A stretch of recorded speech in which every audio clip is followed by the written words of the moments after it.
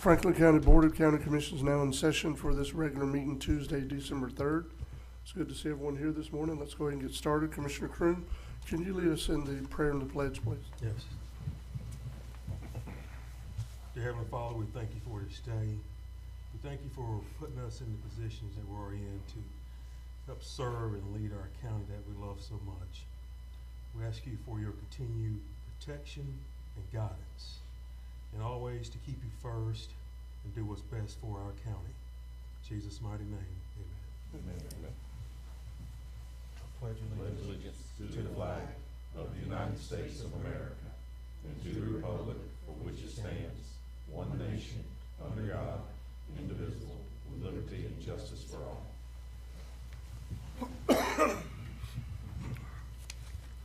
All right, so Mr. Morone, you said there was at least one thing we need to amend on the agenda with the library report, library director's Yeah, report. good morning, Mr. Chairman. Yes, Whitney's here. She says she has an action item Okay.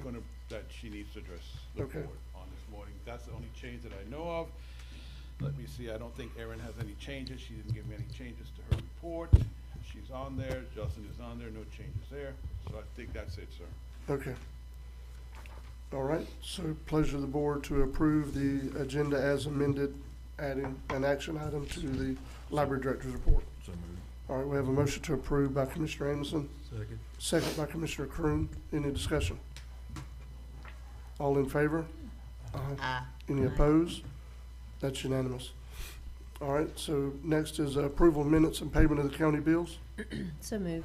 We have a motion to approve by Commissioner Ward, second by Commissioner Sanders. Any discussion, commissioners? All in favor? Aye. Any opposed? That's also unanimous. Up next is public comments. I have two. I'm just going to take them in the order I have them laying here. Mr. Randy Taylor, please come forward, state your name. You have 3 minutes to speak, sir. Good morning, Commissioners. Thank you for allowing me to speak on the behalf of our community at Alligator Point. I'm a resident and first responder, and there's two issues I'm relatively concerned with. The road striping that came up in the last few meetings. We have two compromised areas on our road through Alligator Point that has dirt, very little pavement. Before we spend the money that has been granted for the road striping, is there a possibility of getting the road resurfaced at least in those areas? Because there's nowhere to stripe around where the old firehouse is and past the S-curve down towards the marina. There's a big washout, which I'm sure you're aware of. I'm aware. Okay. I brought it up the last meeting. You did? Okay, thank you. Then on the boat ramps at Alligator Point, I know that's been a long ongoing battle. Is there any updates specifically for the S-curve area? Because there's numerous people that I know that have broken axles, bent axles, tires and brakes, things like that, because it's cement and it's pretty poor. I know there's state issues, but is there any way we could get any assistance and get an update on that? So, Mr. Ted, you might not know, so I'll make sure you're aware. Usually during public comments, we don't interact, but we can take Yes, this sir. up and discuss it later. Yes, sir. Because we don't want to take your time. I understand. You know what I Yes, mean? sir. Just wanted to bring it back up. Yes, sir. Yes, sir. Not a problem. Thank you. And y'all have a great day. Thank you. Mr. Bracken, Richard Bracken. Richard Bracken, Port St. Joe. I'm trying to give the commissioners an update on the recycling activities that we just launched for Franklin County. We secured a warehouse here in Franklin County a few weeks ago, and we were able to deliver our recycle bins to the customers that have signed up. We've got about 34 customers as of right now, Apalachicola, East Point, and St. George Island. I've started collecting the recyclable materials today, so that should take me through the day, and I will sort through the materials and separate it all out. And then I've scheduled a meeting with the city of Carabel. I think they meet next week, so I'm going to introduce the recycling activities to the city of Carabel, and I think the Chamber of Commerce has invited us to host a table for their Christmas activities, the Christmas Light Parade. if you're gonna entertain going forward, rather than me coming to the meetings every month, I would provide an update to Mr. Fonda Davis on the recycling activities, mainly on the amount of recycled materials that we collect by type, volume, weight, and then as we start beginning to sell it, let him know how much we're selling with a kind of a net number of what's the contaminated waste. So going forward, looking at the state reports, provide that same information to Mr. Davis, so he can probably include that with his monthly reports. Sounds good. Any questions? I said that sounds good. All right, very good. Thank you. Thank you, Mr. Bracken. Mr. Chairman, you'd asked that only directors with action Yes. items appear before the board today. Mhm. So you have the emergency management, I think Amanda's here, the assistant director, and you have Whitney Roundtree from the library, as we stated earlier. Okay, so commissioners, if y'all have any questions or concerns for Mr. Howard Neighbors, Mr. Fonda Davis, DeWitt Polis, or Mr. Lovestrand, I'm sure there's a way we can contact them if we want to address any of that. Ms. Amanda, you're here on behalf of Director Daniels? Yes, I am. Sorry she Alright. wasn't able to be your commissioner. She's got a family member that's having surgery today, so she's all with good. them. We have one action item this morning. We request the board's approval and signing of the federally funded subaward grant agreement for Hurricane Helene. So move. All right, we have a motion to approve by Commissioner Ward, second by Commissioner Sanders. Any discussion? All in favor? Any opposed? That's unanimous. Anything else, Ms. Amanda? That was it. Thank you so much. Yes, ma'am, thank you. All right, Ms. Whitney Roundtree, Library Director. Good morning, Commissioners. Good morning. I apologize for the last minute action item. They made changes to our state aid agreement and then they changed it back. So this is our annual state aid agreement. It's for our operating grant with the state. We apply for it every year. I'm requesting signatures on our certification of hours, free library service and access to materials, and to the grant agreement for the 24-25. Okay, So moved. all right, we have a motion to approve by Commissioner Anderson, Second. second by Commissioner Crew. Any discussion? Under discussion, I would ask Attorney Schuler, do we need to make this contingent upon you reviewing this contract? With a state grant for the library, I mean, we Yeah. agree to their terms and get their money, or we don't get their money. That's cool, I just thought I'd ask. Any other discussion before we vote? All in favor? Aye. Any opposed? That's unanimous.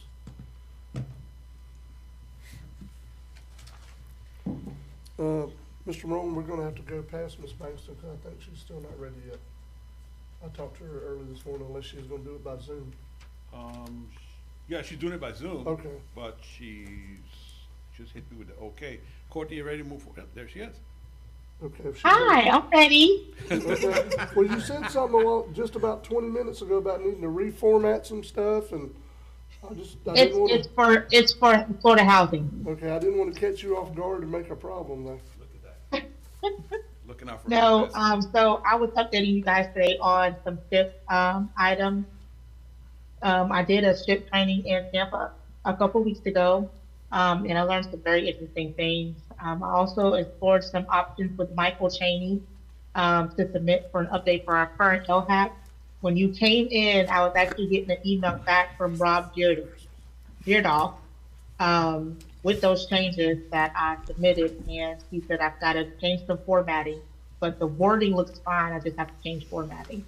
So the first change is introduction of a new strategy, which is the demolition reconstruction strategy, and this will allow us to replace unrepairable mobile homes. With the current SHIP, we cannot replace mobile homes, like we can't repair them or anything. So with the demolition reconstruction strategy, that will allow us to look at mobile homes that may be unrepairable, that Steve or the SHIP inspector deems as unlivable or too far gone, more than 50%, and then they can actually apply for the demolition reconstruction strategy. And this will cover if they need to do septic, it will cover permit, it will cover surveys, anything that they need in order to place the new mobile home on their property, it will cover all of that. Okay. The second thing that I am requesting for an update on is on our current LHAP is the owner occupied rehab strategy. So due to inflation costs of materials and construction, I'm asking for the increase to repairs of 40,000 because it's currently 25,000. And by increasing to 40,000, I think that will prevent a lot of repeat applicants, and then it'll give the contractors more funds to repair the homes. Because I went out with the fit crew in Port St. Joe, and 21,000 of that is just for the roof alone. So I want to be able to help our county better with, more funds. The next thing is Michael Chaney reviewed a lot of my applications that are out for bid now, because I told him, I said I put them out for bid. I hadn't received anything back, so I asked for his take on it. He said, well, 25,000 for the current might not be sufficient enough. So tomorrow I have appointments with all of the applicants that are up for bid, and I will review, reevaluate the work that needs to be done, and hopefully that will get approved for that 40,000 for the owner occupied rehab. That way the applicants that are out for bid now can have that 40,000 as opposed to 25,000. That could be why I'm not getting any bids back. Yeah, that's pretty much it on the SHIP part. My main issue was having contractors. In order to bid, we only have 2 contractors, and it got down to 1. So I did a mass mail out and got some more contractors, but then those contractors did reach out to me and say, 25,000 really isn't enough for us to do anything, so that's why they weren't bidding. So the max amount being too low was also an issue. So hopefully with the increase, we'll go ahead and get these out for bid and get these people taken care of before January. Courtney, if I could, Mr. Chairman, so I want all the commissioners to keep something in mind, that we are increasing the rehab to I hate this glasses thing,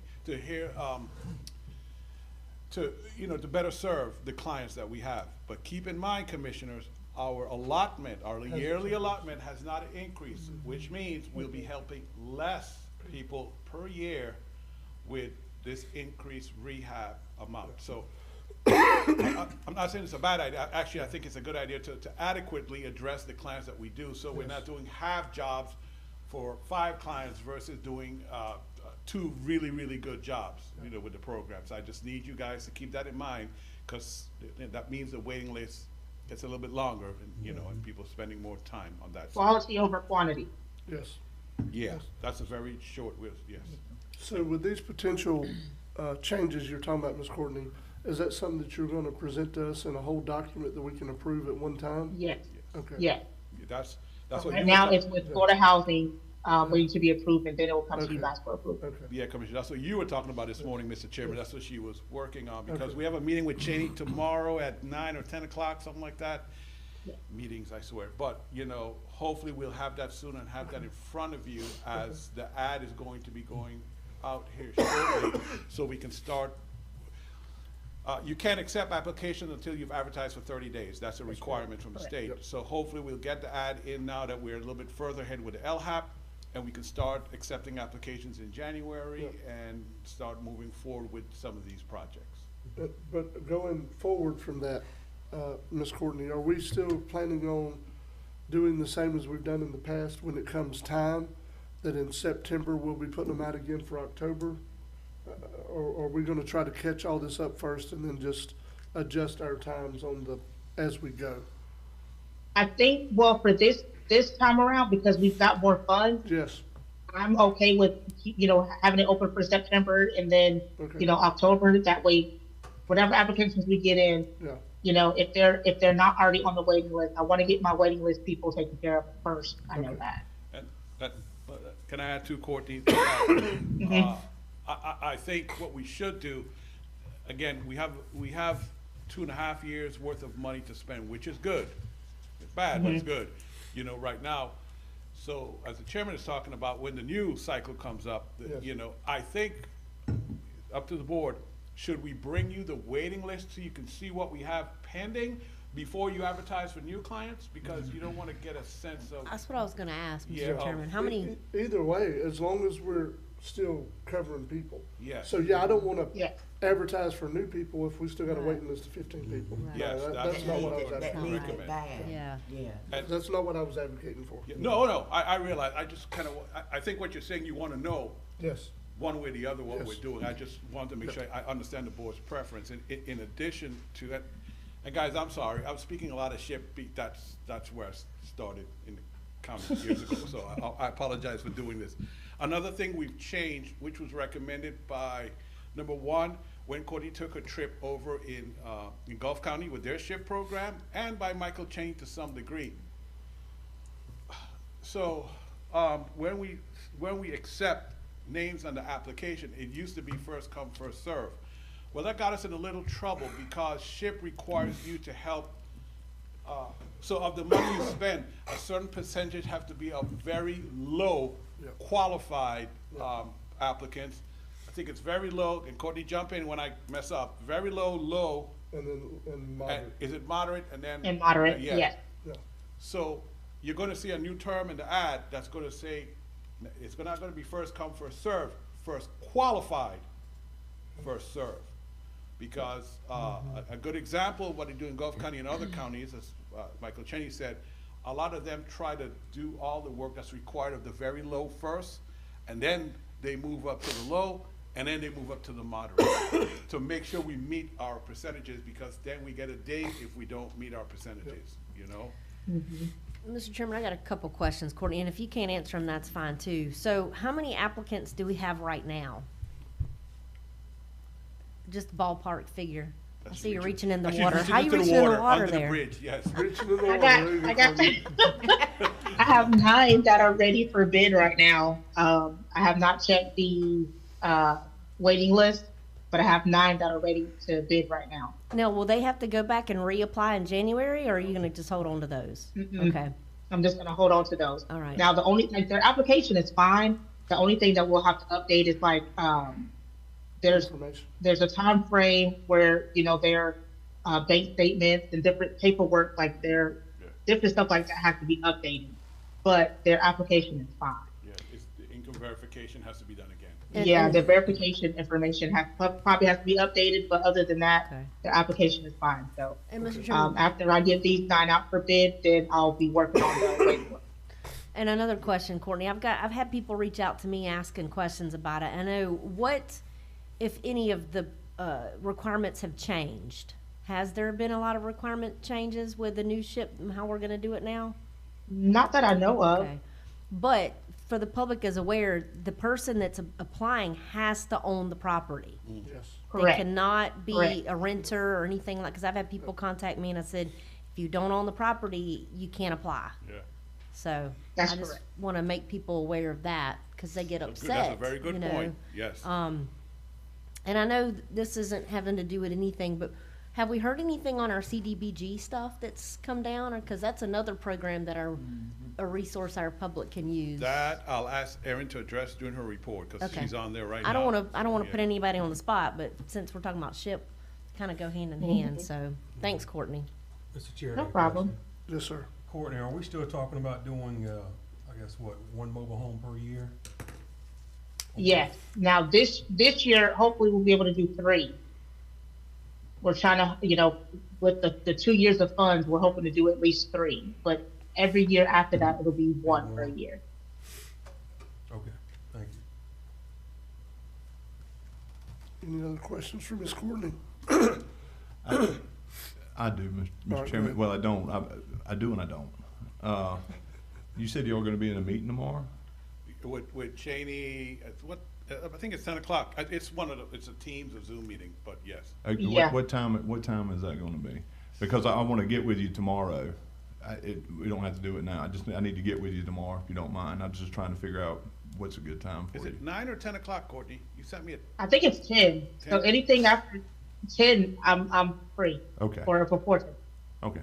I just wanted to follow up on a couple things in in my district with the ship. I think you know what I'm talking about. I just don't want to bring it Yeah. up in public. Yeah, with I've talked to everybody. her. Yeah, I've talked to a Okay. couple of them. So I've actually made appointments with them to go by tomorrow. Okay, I'll catch up with you tomorrow. All right. Okay. Thank you. The only other thing I'll say to wrap this up, to make sure the public is aware of what we're discussing here today, Ms. Bankston has referenced a couple of times that we have a couple of years' worth of funds here. So the county has just taken over this department. We did have, it was a vendor handling it.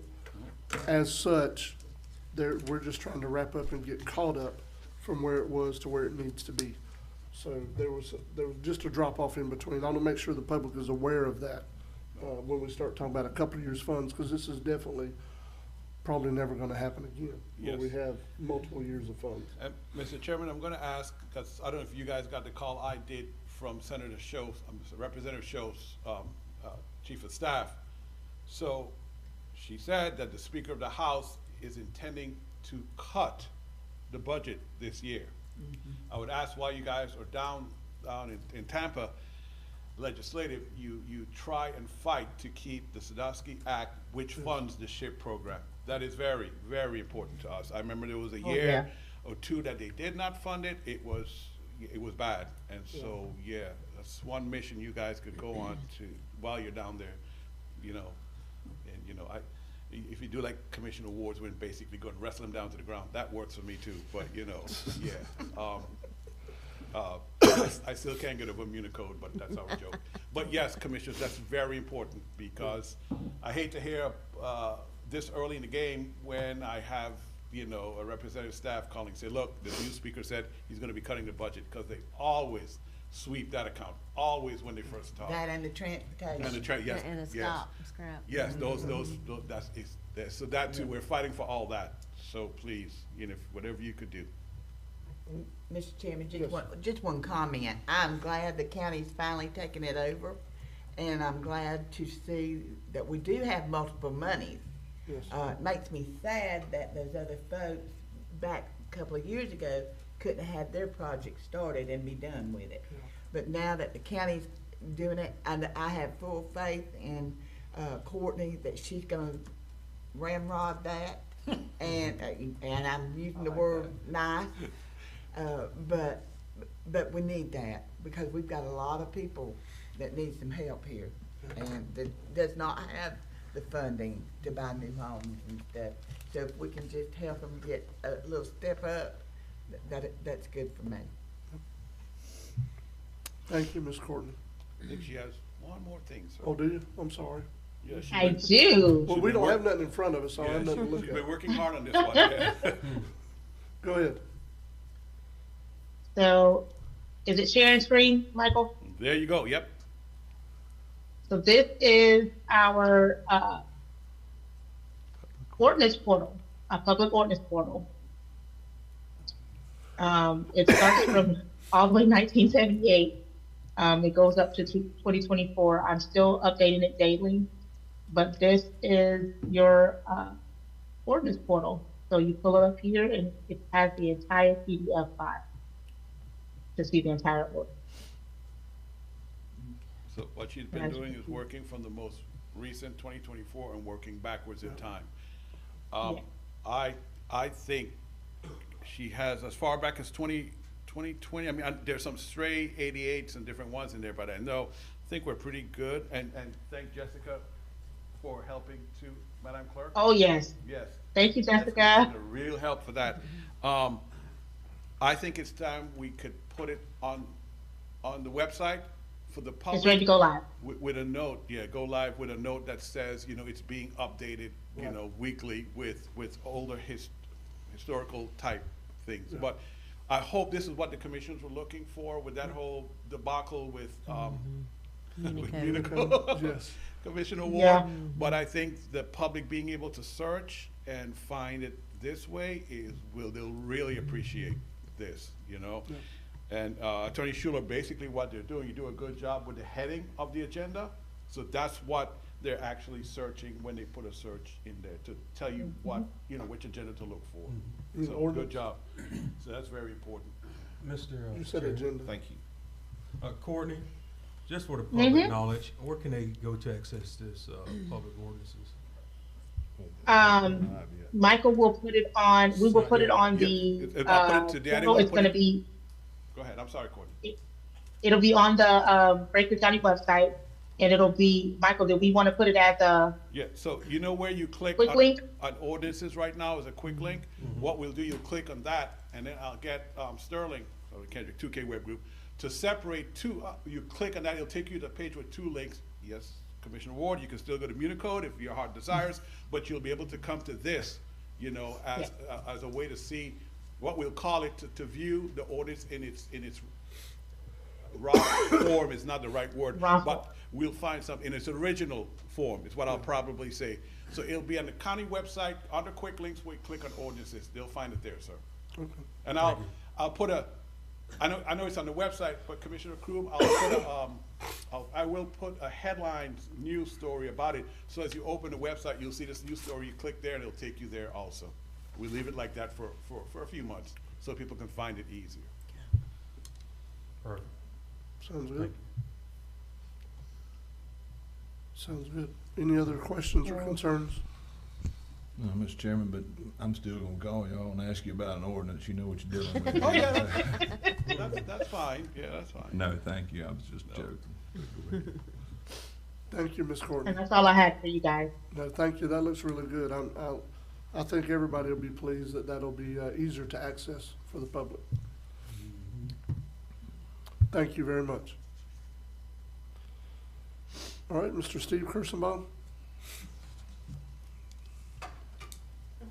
Could you grab this to show to the commissioners? Sure. This is the Ted Mosler plaque, the finished plaque that we're gonna put up for him.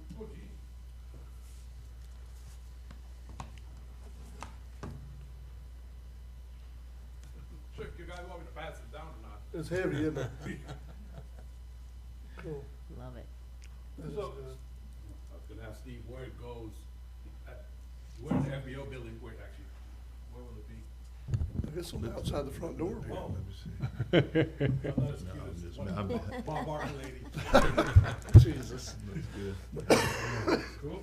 That's Now, I good. knew that was gonna happen. That was why I asked them for the mock-up in advance, because Yeah. it was supposed to come in the day of the event.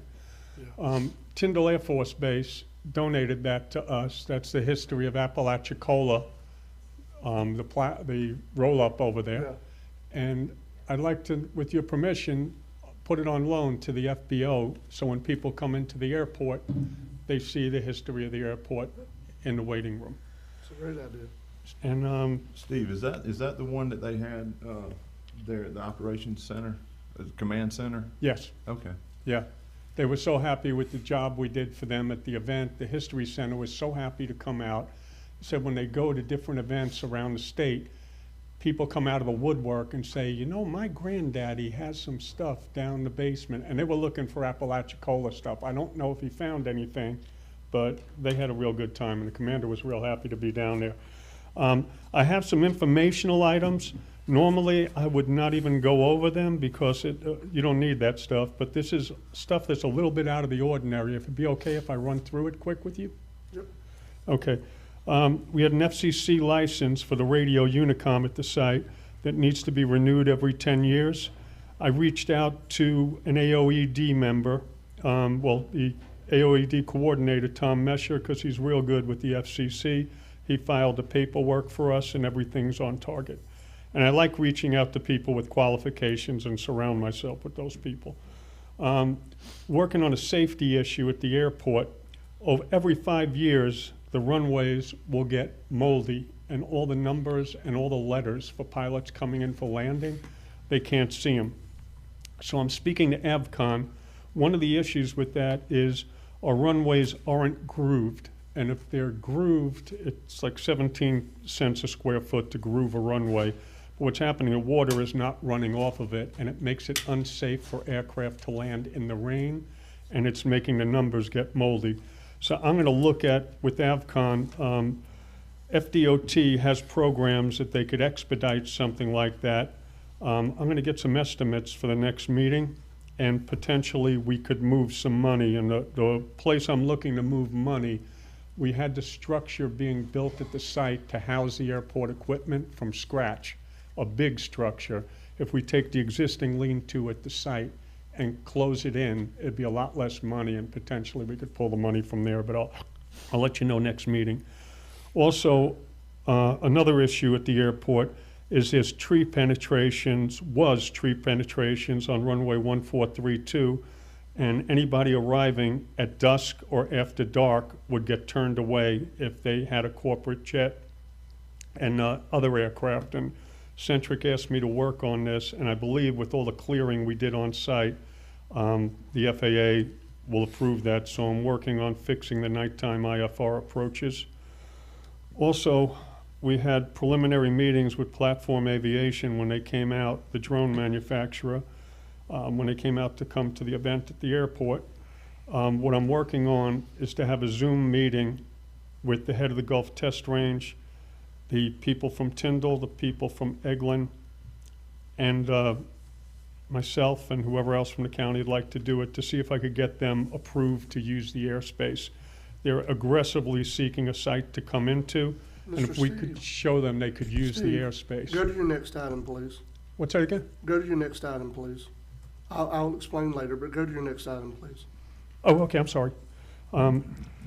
Working with Avcon on a map for all developable property at the site, so we can make the best use and decisions for future users at the site, and he should have that to us soon. I gave you the Forgotten Coast Freedom Festival budget. We had 2,000 with TDC, 15,000 with the county. We came in $92.30 over budget, and I apologize, but we came pretty damn close. Working on signage for the gates at the airport. Since I've been doing this, vendors have been going in the active gate next to the FBO to do work at the airport, and they're dumping gravel, debris on the ground, and they're interfering with active aircraft. So I'm gonna work on getting some signage on those gates to tell them that that is not the gate you go in, and to have some kind of procedure that they pick up a card at the FBO that says, here's how you enter the airport.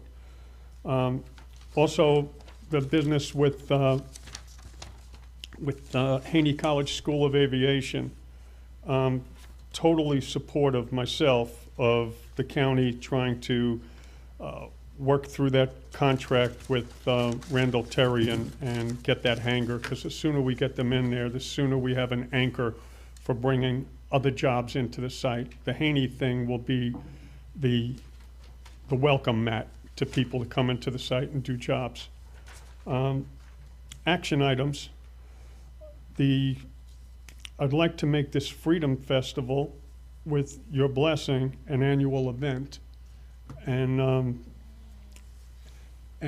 so that's kind of, I'm asking, I don't know if that needs to be a motion, but I'd like to see Freedom Festival become an annual event, and maybe hold at the same time next year. There's not another air show in the country being held the second week in November, and I think we could have a lot of support for it. So, Mr. Kirschenbaum, has all these action items been voted on by the AOED board?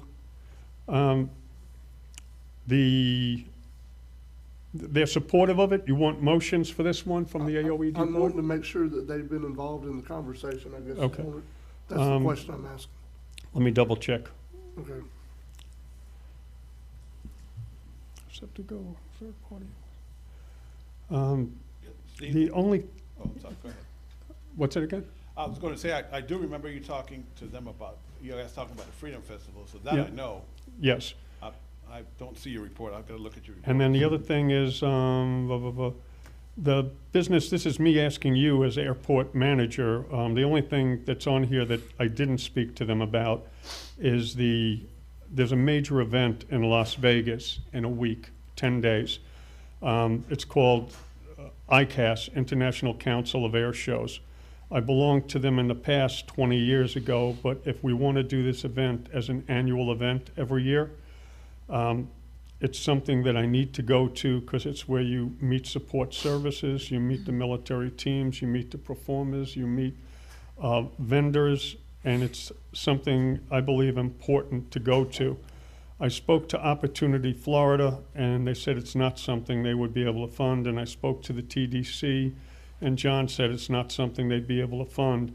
It probably, with membership in the International Council of Air Shows for the Freedom Festival, It would probably run between $2,500 and $3,000 for the trip, but I think it would be worth it for the scope of the event we could make for next year.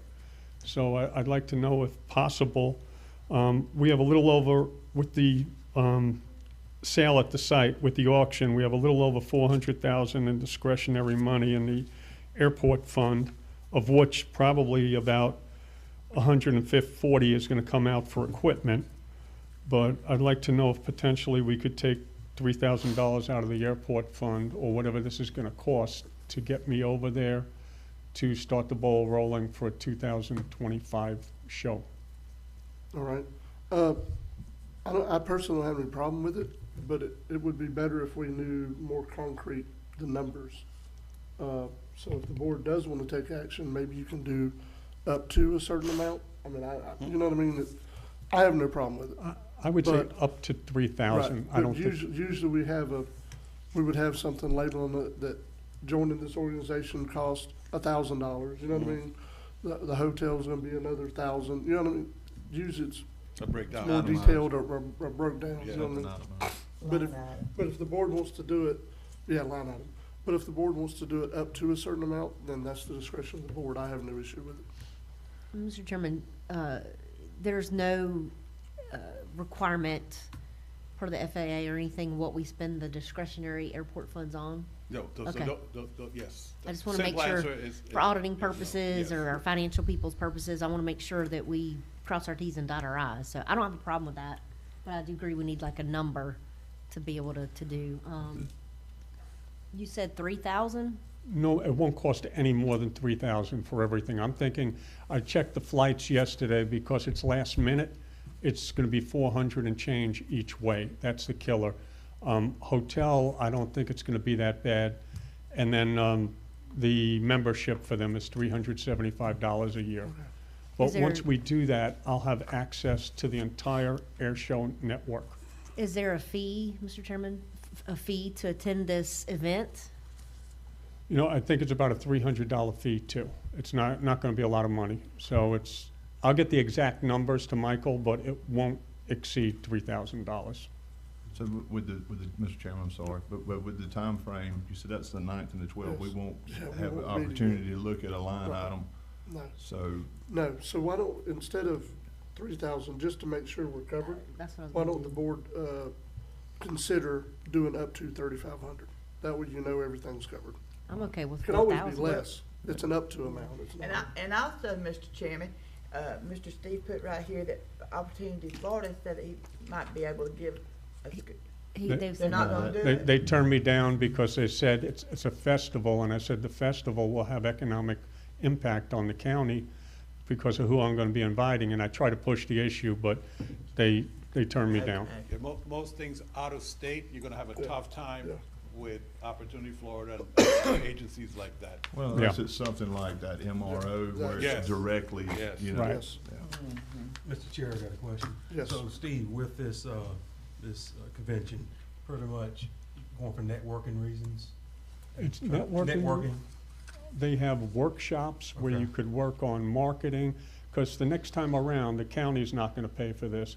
Sponsors, there's gonna be marketing material, there's gonna be sponsorships, there's gonna be corporate tents where people pay, there'll be food served. It'll be a bunch of things, and also potentially we could get a military jet team in that could do some fancy stuff over the airport, civilian performers. So all those people are there, and also becoming a member of this organization opens me up to their portfolio. I was trying to get a air show vendor to come into the site, and I couldn't find one for the life of me. If I'm a member, I could just go right down it and say, I'd like to do this. And a lot of these companies give 25% of their gross revenue as an upfront seed money fee to start the event. So I could actually get money from these people for the county to finance the event too. Mr. Chair, Yes. I'll make a motion to approve up to $5,000 out of the airport fund for this. Okay, we have a motion by Commissioner Crane, I'll So- s- Go ahead. Yeah, go ahead, that's fine. I'll second. all right, we have a second by Commissioner Ward. I have a question though too, Mr. All right, Chairman. go ahead. Steve, when did this thing just come up, this event? The, This event has been out there for a while, but Okay. I had no interest in even getting involved in it until I saw the success of the event at the site. And I said to myself, this thing needs to be an annual event. So it's been out there for a while, but me booking and trying to get into it a month or two ago, I think would have been the wrong time to ask the commission. Okay. Any additional discussion? All in favor? Any opposed? That's unanimous. Thank you, commissioners. And Up the- to- Up to 35, No, Up he to said 5. 5,000. Up to 5? Yeah. That was his motion. I'm sorry, I should have restated it. Okay. And, thank you, commissioners. And the next item is, what I'm trying to do at the airport is keep Scott focused on taking care of the infrastructure and doing his job and not having to maintain decrepit equipment. So we're getting the tractor coming in soon. That's been all approved. We auctioned off one of his zero-turn mowers, which was the oldest one. Been speaking to Aaron, spoke to the board. He needs a new zero-turn mower. So we submitted the invoice. We actually priced it out in St. Joe. They don't make what we need over there in St. Joe. John Deere has it, and they could get it over to the site, and he'll be working with a brand-new tractor Yeah. and a brand-new zero-turn. that's on I Ms. think it's on Aaron's Aaron's report. report. I was gonna say Yeah, Ms. defer- Aaron has that on her Yeah, report. defer any action to Aaron's report, Commissioners. Okay, so that's gonna be on Aaron's report? Yes, sir. Okay, good. Already is, yep. All right, we Mr. we Chairman, desperately can I need that. Can I make a comment? I want people to understand that in this county, we have dealers that deals with zero turns and all that too. And we need to be looking at them. We did. And, you went to Matt? They don't have the diesels. You don't have the diesel? It's gonna be diesel side discharge, and they didn't But I have just that. wanna make sure that y'all keep on looking at the local providers here. Yes. Because it may not be now, but in the future, if you need something, they may have what you need. I agree. In fact, Otis said that to me, before you do that, check local, and I did. And I agree, because And I'm we, still on Beard Equipment about John Deere. But, yes, Mr. Chairman, you know, like I was telling Mr. Kirchenbaum, with services and stuff like that, instead of having to drag something to Tallahassee, not only that, you're keeping it local. Yeah. But, with this particular piece of equipment, you know, nothing runs like a deer, but nothing costs like a deer neither. But, and that's my way I kinda look at it, but, Yeah. I even myself went back and looked at some stuff to try to see it, you know, but it's Well, one of and those things. I like to support local businesses too. like we all do. Yep. Like we all do. And everything, so hopefully. and the other thing, commissioners, that I'm gonna touch base on in a few months is Scott's wasting a tremendous amount of time leaving the site to go to the county garage to get stuff fixed. He's putting stuff on the county garage that's slowing up other county equipment. And Scott's got good hands, so I'm gonna try to set him up, lighting, electrical in his hangar, in the helicopter hangar, so he has a place that he could work on stuff at the site. But that's something for another meeting. Only other thing I have here, action item, is the fuel farm at the site is done. The self-service portion of it, Andrew sent me a copy of the contract that he has to sign for the licensing fee every year. And the licensing fee that he's signing is Centric Aviation as the owner of the fuel farm. And I just need the legal to review this and see if he could make some kind of addendum in this that's gonna go to the third-party licensing company, that Centric is the leasee of the fuel farm, not the owner of the fuel farm.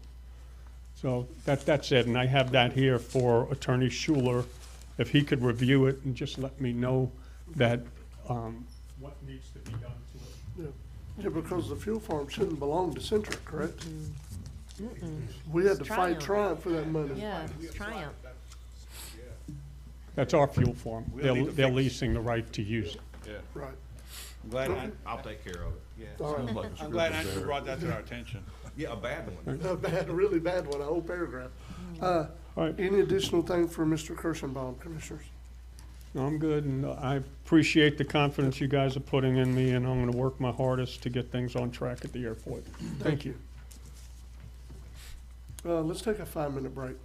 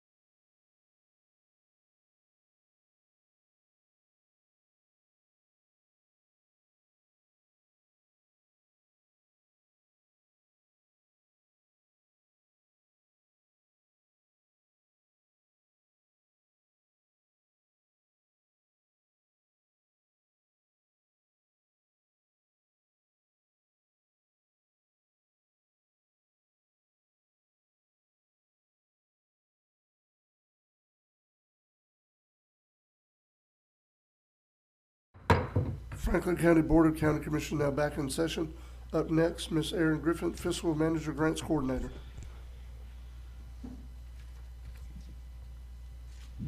You're My still dear- turned off, Ms. Erin. My dear Oh, Erin, okay, there we you go. Okay, that's better. Okay, Yes, my ma'am. first action item is, at the last meeting, the board opened construction bid responses for the airport pavement apron rehab phase 2 project. Of the 4 bids received, the lowest bid from Pettibone Concrete Construction Incorporated has been reviewed by Avcon and is deemed to be fully responsive. Avcon recommends award of the base bid of $298,400, bid alternate 1 in the amount of $231,000, and partial bid alternate 2 in the amount of $131,350 for a total contract price of $660,750. Board action to issue a notice of intent to award and authorize the chairman to sign the construction contract once available and approved by FDOT. So moved. We have a motion to approve by Commissioner Ward with a second by Commissioner Sanders. Any discussion? Seeing none, all in favor? Aye. Any opposed? That's unanimous, Ms. Erin. Okay, action item number 2, as much of the airport's aging equipment was auctioned off last month, the county will be working to replace key pieces in the coming months with new. Attached is a quote for a John Deere 997R diesel zero-turn mower with a 72-inch mower deck from AgPro of Tallahassee. The quote totals $25,261.86 and is based upon contract pricing through Sourcewell. This mower is needed at the airport to keep the airport areas maintained properly and underbrush and grass under control. Board action to approve the purchase to be paid by airport funds and authorize the issuance of a purchase order for the mower. So moved. We have a motion to approve by Commissioner Amison, Second. second by Commissioner Croom. Any discussion? All in favor? Aye. Any opposed? That's unanimous. Okay, Commissioners, next item number 3, the bid advertisement and specs are now available for the FDOT FBO hangar roof upgrade project. The current grant will replace the roof and insulation over the FBO hangar office areas. Once the contractor is on site, the county hopes to be able to change order additional roof upgrades over the open air hangar area of the FBO and possibly address some of the leaks on the other buildings. Board action to approve advertising for construction bids for the FBO hangar roof upgrade project. So moved. We have a motion to approve by Commissioner Ward, I second. second by Commissioner Amison. Discussion? This is, I'm sorry, Mr. No, go Chairman. ahead. Aaron, this is funded by FDOT, right? This is the one, That's correct. okay, just want to make sure. And Mr. Chairman, I got a quick question. Aaron, this is an additional, because we already got some roof repairs about to happen, right? Or is this? This is actually the same. Okay. Yeah, I think Steve referenced something, alluded to the hangar replacement project, the roofing Okay, earlier in his report, but no, this is the same grant. all right. Any additional discussion? All in favor? Aye. Any opposed? That's unanimous. Okay. At the next item number 4, at the last meeting, the board opened bids for the batting cages at D.W. Wilson Sports Arena in Apalachicola and Kendrick Sports Arena in Carabel. The batting cages are identical and will be 30 foot wide by approximately 86 feet long with gable ends approximately 16 foot from the ground with a concrete floor. The structures will be rated to withstand 140 miles per hour winds. Of the 5 bids received for each location, bidder Chief Construction LLC of Hosford was the lowest bidder at $42,025.20 each, and Ms. Tracy Busby has reviewed the bids and recommends award as all paperwork from Chief Construction was in order and the bid is considered responsive. These arena improvements have been approved for funding by the Franklin County Tourist Development Council, and Franklin County hopes improved facilities will attract more sports tournaments and day tourists to the county.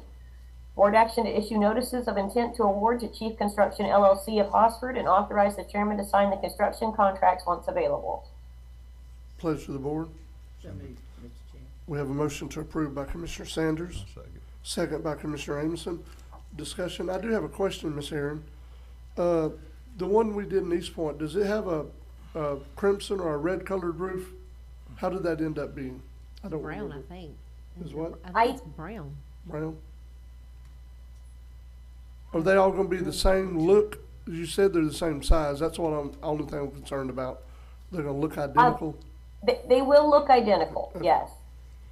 Okay, Mr. Chairman. Yeah, they will not look like the one in Vrooman though, because the one at Vrooman Park was, we actually had to go over an existing structure. Right. So that one actually kind of has a little, the shape of it is actually different. okay, These will be more of a pole barn style. right, That's what I okay, was gonna tell you. That one there is the aluminum right, kit. Yep. These will be the actual pole barn, okay, like at the high school. Actually, Okay. it's silver. I believe it's silver. I just pulled up a picture. okay, It's all silver. okay. That's cool. So, yeah, these are gonna be different, cause we're pretty, challenged on the amount of property we have at Vrooman. Let's just leave it at that. Yeah, Mr. Chairman, I was gonna bring that up Was too. it 4 acres? Yeah. I did talk to Aaron because, everybody's contacting me about, well, this sports arena stuff. I just want the public to be aware, Vrooman Park is not big enough to qualify for what they consider a sports arena. You need multiple fields, you need multiple areas, which Vrooman does not have. We contacted the landowner that has land adjacent to that. They're not interested in selling to make Vrooman Park bigger.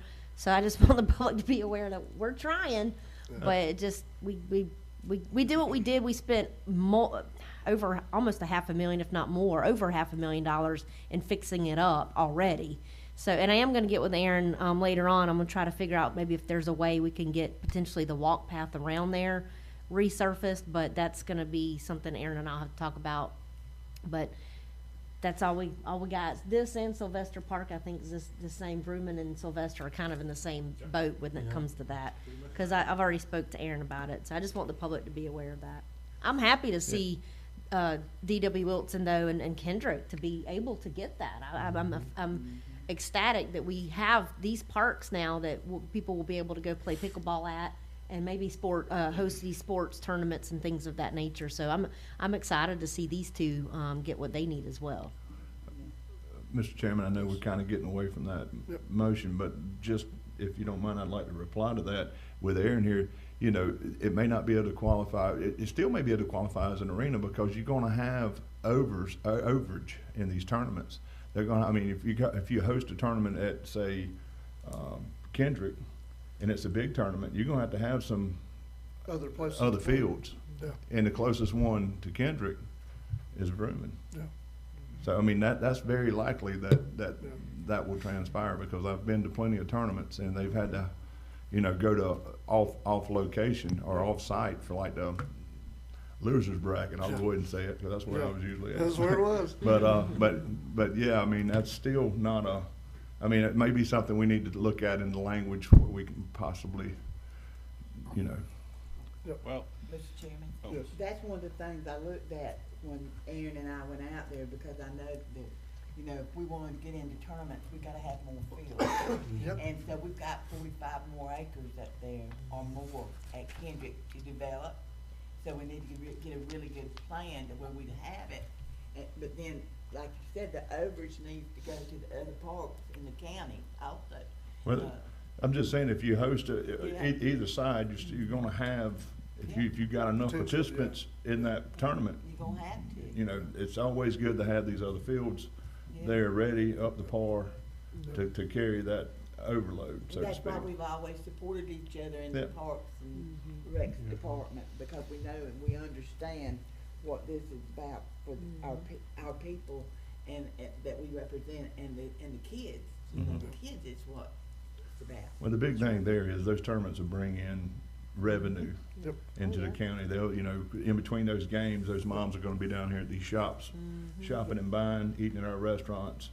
So it does create, some revenue for our little economy right here, especially during the off seasons, during the fall with fall ball. Whenever typically your tourism season's over. It's a good little shot in the arm here and there for our shops and businesses, local businesses, to get that kind of exposure, so. Well, Mr. Chairman, to add to the to-do list, and Aaron, I'll say this and tell me if it will or won't help, is another thing we need to lobby is to get that language changed in the Yes. TDC Yes. ordinance, what am I saying, statute, basically. That, I would hope that would also help us with our fields too. Yes. And Oh, it definitely will. Erin has that look, well, That's maybe, correct. maybe not, but yeah, but that's what we need to lobby also, to get that restriction lifted off of counties like Franklin County, Gulf County, et cetera. Yes, you all work your magic while you're down there at the FAC Legislative Conference, for sure. Yep. All right, any other discussion before we vote? All in favor? Aye. Any opposed? That's unanimous. Ms. Aaron, before you go on, I want to mention something because it's about these sports fields. Commissioner Amison, at D.W. Wilson, do you have space there for what would be, I know we talked about pickleball courts over there. Is there space there? Because I think that you can put 4 pickleball playing areas on one, what a tennis court would take up. Is there space there for 2 of those? Potentially. We were actually out there, my days are running together. Me, Aaron, and Mr. Davis was out there looking at potential sites. There is room. There's, one in particular area we were looking at is adequate for 1. Yeah. Now, over on the, I'm not sure, the Gibson Road side of that is a little more space there, and we could potentially put 2. Well, we got plenty of room to put. We can fill it up. Yeah. But we still have soccer and stuff like that we, have to kind of cater to. But we can go back and look at it again. Yeah. But Mr. Chairman, since you brought that up, I would like to mention one thing during that meeting, Commissioner Sanders. That was my chance to get a hold of Mr. Davis, who is a school board member, and I told him, I said, we need you to figure out what these nettings for us for these batting cages. Yeah. So he's going to get with the school to circle back around, and that way, whenever we get the batting cages up, they can get the net and just roll right on. They'll be ready to. Well, that's kind of what we were discussing. We're going to be kind of. I feel like it's going to overlap with the season. Yep. The folks just going to have to realize that everything takes a little time to get stuff approved, and it don't work just It'd be nice if it finger. worked faster, but it doesn't. But anyway, that's all I had, Ms. Aaron. I just wanted to touch on it while we were talking about the sports arenas and sports areas. Go ahead. Okay, next action item number 5. At the last meeting, the Franklin County Tourist Development Council reported approval to fund the replacement and repair of the damaged decking and top cap on the fishing piers at Buddy Ward Seafood Landing Park in Apalachicola. The attached $6,770.22 estimate for the direct purchase of materials from Builders First Source in Panama City and the $16,785 labor estimate from MKM Quality Construction will replace approximately 200 foot of decking, add an ADA accessible gap in the railing height at the terminus, and replace the warp top cap with composite on the west fishing pier at the Seafood Landing Park and Maritime Museum. Board action to approve the quotes above and for the county to proceed with the repairs of the west fishing pier at the park. So move. We have a motion to approve by Commissioner Sanders, I'll second with a comment. second by Commissioner Amison. Go ahead, Commissioner. Somebody's gonna break a foot or a toe or something. That pier, I'm ashamed to even say it. When I launched there, I just jump in the boat and go. But when I walk down there, it is in dire repair of some, trust me. I didn't realize how bad it was. So I apologize to my constituents. Looks like it's gonna get fixed now. Yep. Any other discussion before we vote? All in favor? Aye. Any opposed? That's unanimous. Mr. Chairman, a quick question. Aaron, since Commissioner Amison just said that, is there a time that these guys know that it's approved? Is there a time that you may not know that they'll get this, working on this? We will have to wait for the materials to come in, but I fully anticipate this will be done by the end of January. Okay, thank you. All right, go ahead, Ms. Aaron. Okay, next action item, board information. The Lanark EMS rebid. Attached is a copy of the updated bid solicitation for the Lanark EMS station project. There will be a mandatory pre-bid meeting for this project on December 18th, and the bids will be opened at the January 7th meeting. So we look forward to getting going on that one. And next board information item is the SGI Fishing Pier and Access Road repairs. The SGI Fishing Pier and Access Road was reopened to the public on November 27th. It was with great cooperation with the Franklin County Parks Department, who assisted in staging the material for the decking replacement and also the removal of the damaged decking material once removed by the contractor from the pier, and the Franklin County Road Department, who worked to temporarily reroute and patch the access road enough to provide safe access for pier visitors and boat ramp traffic. At this time, the ADA access path to the pier is still closed, but repairs will be completed sometime this month. County staff has requested a task order from Dewberry Engineers to proceed with the construction specifications and bid documents to repair the collapsed seawall section in hopes of speeding up the repairs once a funding source can be identified. The county plans to appeal again to FEMA to approve the permanent repair work to the seawall. Site photo timeline photos are listed below for the seawall and road condition documentation. And you can see in that first photo, that is actually, the photo date was November 25th, 2024, so just taken last week after the road department had relocated the road farther inland. And actually, you know, boat traffic, we did have to remove some of the parking that was actually right up there against those barricades for the fishing pier. As now, you know, boat traffic will of course have to tighten that curve. But it is open to pedestrian traffic as well as vehicular access again. And you can also see the photo of the second photo down is the decking replacement on the fishing pier, also taken that same day. It looks a lot better and is actually much safer. There's no longer a trip hazard from the boards or the possibility of the decking actually being so rotten or it's just not substantial enough to support weight. So that's all been repaired and taken care of. The next block of photos down, you can actually see the Hurricane Idalia damage photos. FEMA will not obligate the repair. This was an August 2023 photo. And you can actually see the seawall section collapsed during the storm. And then you can also see site conditions photo dated August 18th, 2022, after the permanent roadway repairs from Hurricane Michael were completed. The road looked wonderful. Unfortunately, it only lasted in that condition for about a year until Hurricane Idalia damaged it again. And then you can also see the site conditions photo date July 6, 2022, which actually shows that seawall section visibly intact. So that was actually the photo that we had showing that the seawall was intact prior to Hurricane Idalia. And you all had also requested an update earlier in the meeting about the CDBG housing rehabilitation program. We have just issued the final pay request from the contractor for the last CDBG housing rehab in Greater Apalachicola. There were also 3 full mobile home replacements that were completed several months ago. The county will need to wait for program closeout of the current grant by the Department of Commerce before we will be able to apply again for a $700,000 CDBG project, whether it be housing or for infrastructure assistance.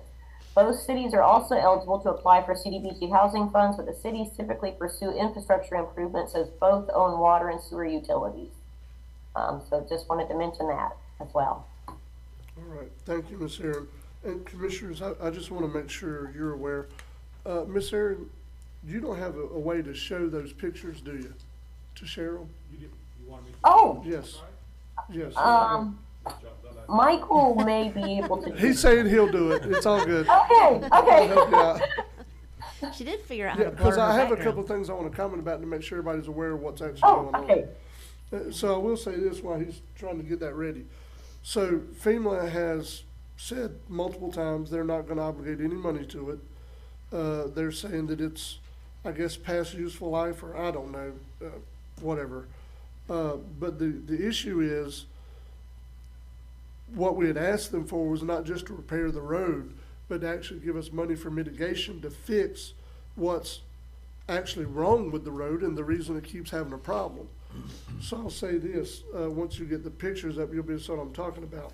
So along the side of the road, there's this concrete, I guess they call it a ribbon curb. I think that's what they call it, from asking Caleb about it. And then there's the railing, then there's an area with rocks, and then there's an actual seawall on the very outside.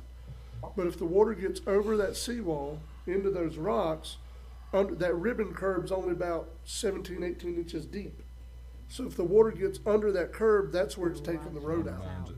So it almost needs another seawall partition on the outside of the railing to keep it, so if water does come over, it's just water spilling over the top, not water pulling out from the bottom.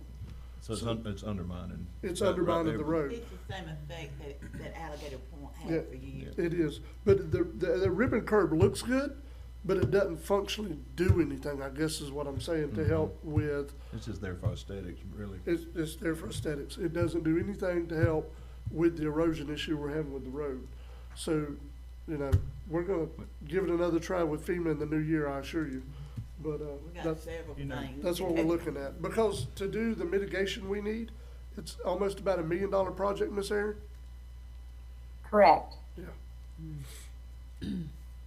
So I just wanted to make sure the board was aware of kind of really what's going on, having went up there and looked at it in the destruction phase.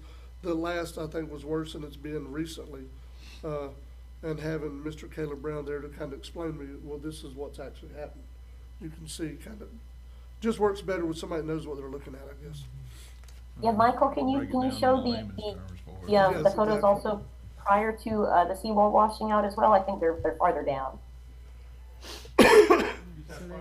So, yeah, they're, right there's beforehand. Is that what you're talking about, Aaron?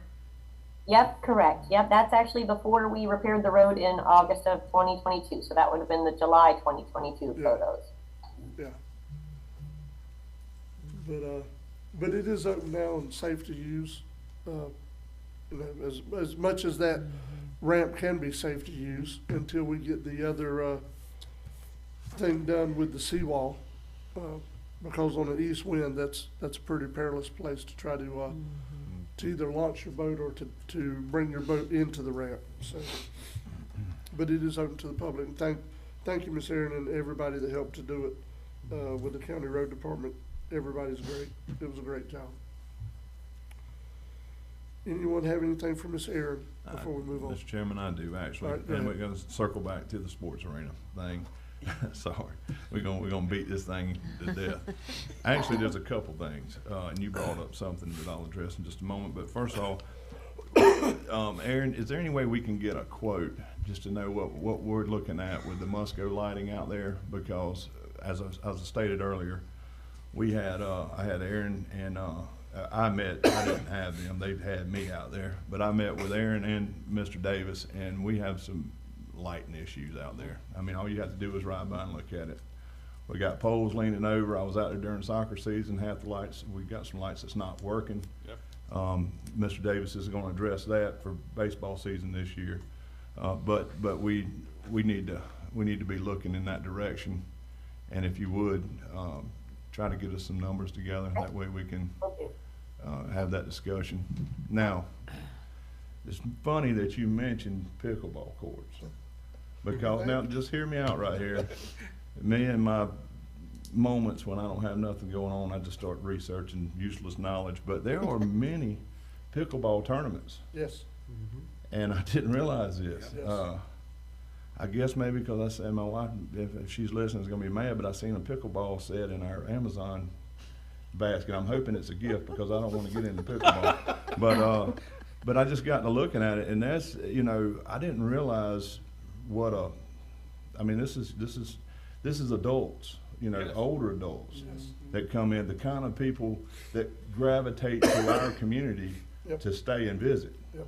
So that's something we may wanna, look at, you know, and if it takes, you know, multiple courts right there to host a tournament, there's another, a big tourism draw. And in my mind, you know, I want people to come down here and eat seafood. I'm gonna just be honest with you, because that's where I make my money. This job don't pay that good. But I'm gonna tell you, when I go to looking at stuff like that, that's where my mind automatically goes. That can bring people in during our off seasons. Yes. Whenever we don't have that tourism here, when school's back in, those kids are gone. I'm gonna tell you, myself and other business owners can probably, other business owners will back me up with this. During COVID, when we were the only state open, we were busy year round, and that's never happened prior to COVID. And I got kind of lackadaisical and, you know, I was like, wow, this is wonderful. But then when it went back to normal, I'm starting to feel that lull now between when school starts up and then the holidays and then waiting on spring break to get here. Now, granted, we as a community we've come up with festival. We got seafood festival, oyster cook-off. There's little events that's been going on locally. But if we could somehow or another tap into that little phase that's going on right now, I think that would draw that older crowd that doesn't have kids, that's gonna come down and say, hey, let's go do a pickleball tournament in Franklin County this weekend. And I mean, it would give us a shot in the arm during those off seasons, and that's kind of where I was going with that. So to answer your question, yeah, I think that would be worth looking into, because like I said, I was sitting there scrolling, and that is really popular. So You don't, Mr. Chairman, you don't have any room over there, Jessica, that you could put a pickleball court? No, ma'am. Not without taking parking. Yep. That's right. Mr. Chair, Which is already I know a we, challenge. Aaron and I discussed about, putting one at, Sylvester Williams as well, a pickleball court. Is there one in St. James? over St. there? James has actually got a series of St. courts. James Bay's got St. James Bay. pickleball. Yeah. Okay. Yeah, they charge. And they have tournaments there too. They charge, They do. they charge. I remember when it first came out, one of my buddies in Tallahassee was like, man, come play pickleball. I'm like, dude, I play tennis. So I'm not playing no pickleball. But now it turned to this big thing. Oh, Like it you is. said. It's crazy, I didn't realize it. I mean, And, it's that's amazing. the reason why, you know, because I looked at, pickleball being very popular, Yep. but then you're doing some over on St. George Island. Yep. If you wanna do some at D.W. Wilson, you want one at Sylvester, I'm gonna do one in Lanark and refurbish the tennis courts out at Kendrick to do pickleball. Because Terabell has a big tennis court there at Tilly Miller Park, Yeah. but they don't have pickleball. And a lot of people are trying to do pickleball at Tilly Miller, Right. and then the other ones that plays tennis don't want that pickleball. That's a big issue. It's a big issue. I'm telling you. I didn't realize until I got a It phone is. call from one of the main top tennis players in this county, Yeah. and he notified me. So I said, yes, sir, we're making pickleball courts Yeah. throughout the county. Yeah. So he said, that's a good thing, Cheryl. So, but anyway, Mr. Chairman, Aaron, I just sent you an email, per Commissioner Amoson's discussion for the Musco Lighting representative. His name's Tim Imhoff. I just sent you his contact information if y'all Okay. wanna Okay, share it or great. whatever. Y'all They can can call do it. him and, talk to him about potentially getting a quote or whatever for the Musco. They're great. I love them. I have somebody that contacts me and I have access to Vrooman's lights at so many certain days out of the week, like over the Thanksgiving holiday. She's like, hey, can you turn the basketball lights on for my grandson? I'm like, sure. You know, and I That's turn it on from the comfort of my own home and timed them out that's what's to a nice. certain about Very time. cool And about them. Well, they on the- turn on- off at a very certain cool. time. I mean, On the flip side of that, I get numerous phone calls, why are those lights on out there at Donna Wilson Park? that's the good thing about But, Musco. yeah, You could yeah. turn them off. Yeah. Yeah, and you know, and to be fair, some of the people that's called and said, hey, those lights was on at 2 in the morning. What's happening is people's going out there playing, you know, they're reaching their hands in the box and flipping it on. But like the gentleman said, you know, it takes a lot of energy and money to burn those lights. And when they're running 24/7, you know, it'd be great to just sit there and say, hey, the lights is on at 2, Boop, Yep. turn them off. you know, and turn them off. But I would tell you, I wish I would have been an orthopedic surgeon, because if we're gonna have pickleball courts, the way it's going, there's gonna be some hip replacements going on. But Mr. Chairman, before we get away from this, I just wanna say one thing to Commissioner Croom. When it comes to Donnie Wilson Park, it's only less than a mile in my district. I'd probably say, well, all of your constituents utilize that park. They did. So anytime, I mean, don't feel like that's my area. Please, if you got ideas, you got any kind of thing, it's yours too. So don't feel like, you know, you gotta run it, since it's in my district. Right. Please, by all means, the more eyes on something, the more brain, more everything, please don't hesitate to jump in there by any means, cause we share that, Right. okay? And you know what, y'all? I think that goes throughout the board. It does. You know, because Absolutely. we all, I know I look out for Commissioner Ward, and she looks out for me, and we all look out for each other, and that's what it's supposed to be. But I have a question for Aaron. Aaron, get your thinking hat on. When's the last time we, heard anything from that grant to realign the road down at Alligator Point? I believe we're going to be hearing something on our grant applications on, at the FDOT, meeting this week. They're actually going through and ranking the projects, so I think we're gonna have some outcome. Okay. That was one reason why I didn't mention the, Transportation Alternatives, grant application window to you all today, because I kind of want to see, you know, what's being funded and what's not, and then at the next meeting, I'll actually bring that up and we'll go over, you know, what to put in for again. You know, I mentioned, the bank eroding away down there at the last meeting, and I've talked to the road department. They're gonna go down there and put some material down there. But as soon as we can shift that road over, then we're gonna be in good shape, because, it won't be eaten out right there, hopefully. So I just wanted to answer Mr. Taylor, since he's still, you know, sitting out there, and we do have the opportunity to discuss it, that, we are aware of it. We are in the process of doing something about it, and hopefully we can move in and get that grant award and go ahead and realign that road like we're supposed to. Thank you, Aaron. Mr. Chair. Thank you. Commissioner Ames, just a quick question. Do you know if the city's doing anything with that, dock at the foot of the 10-foot hole over there? What they're doing? It's still down, right? You're talking about the, Aaron, what's that called again? Is that an observation pier or fishing pier? I don't know what to call it. The one, I think, the one that you're referring to is the one that goes Yes, go all the way out to the end out there where they use the, Oh, the city of Apalachicola's area. yeah, right there below the 10-foot hole. It's not the main pier. It's the one that they had built out around the point. From what I understand is that Yeah. they had a project in mind for that, because I had asked them about that previously. But no, I mean, that one you see people fishing off of all the time, and I'm not really sure why they haven't pursued funding through the TDC to actually make those repairs in that area. But it seems like they had some other project going on down there. I can reach out to Travis again and just check on it and make sure that, you know, that's still the case. Yeah, Aaron, I was gonna recommend the same thing. I'll have, Travis call Commissioner Kroom directly and give him an update on that. Does that answer your question? It does. Okay. Commissioner Sanders, do you want to discuss, or are you prepared to discuss about the boat ramps at Alligator Point?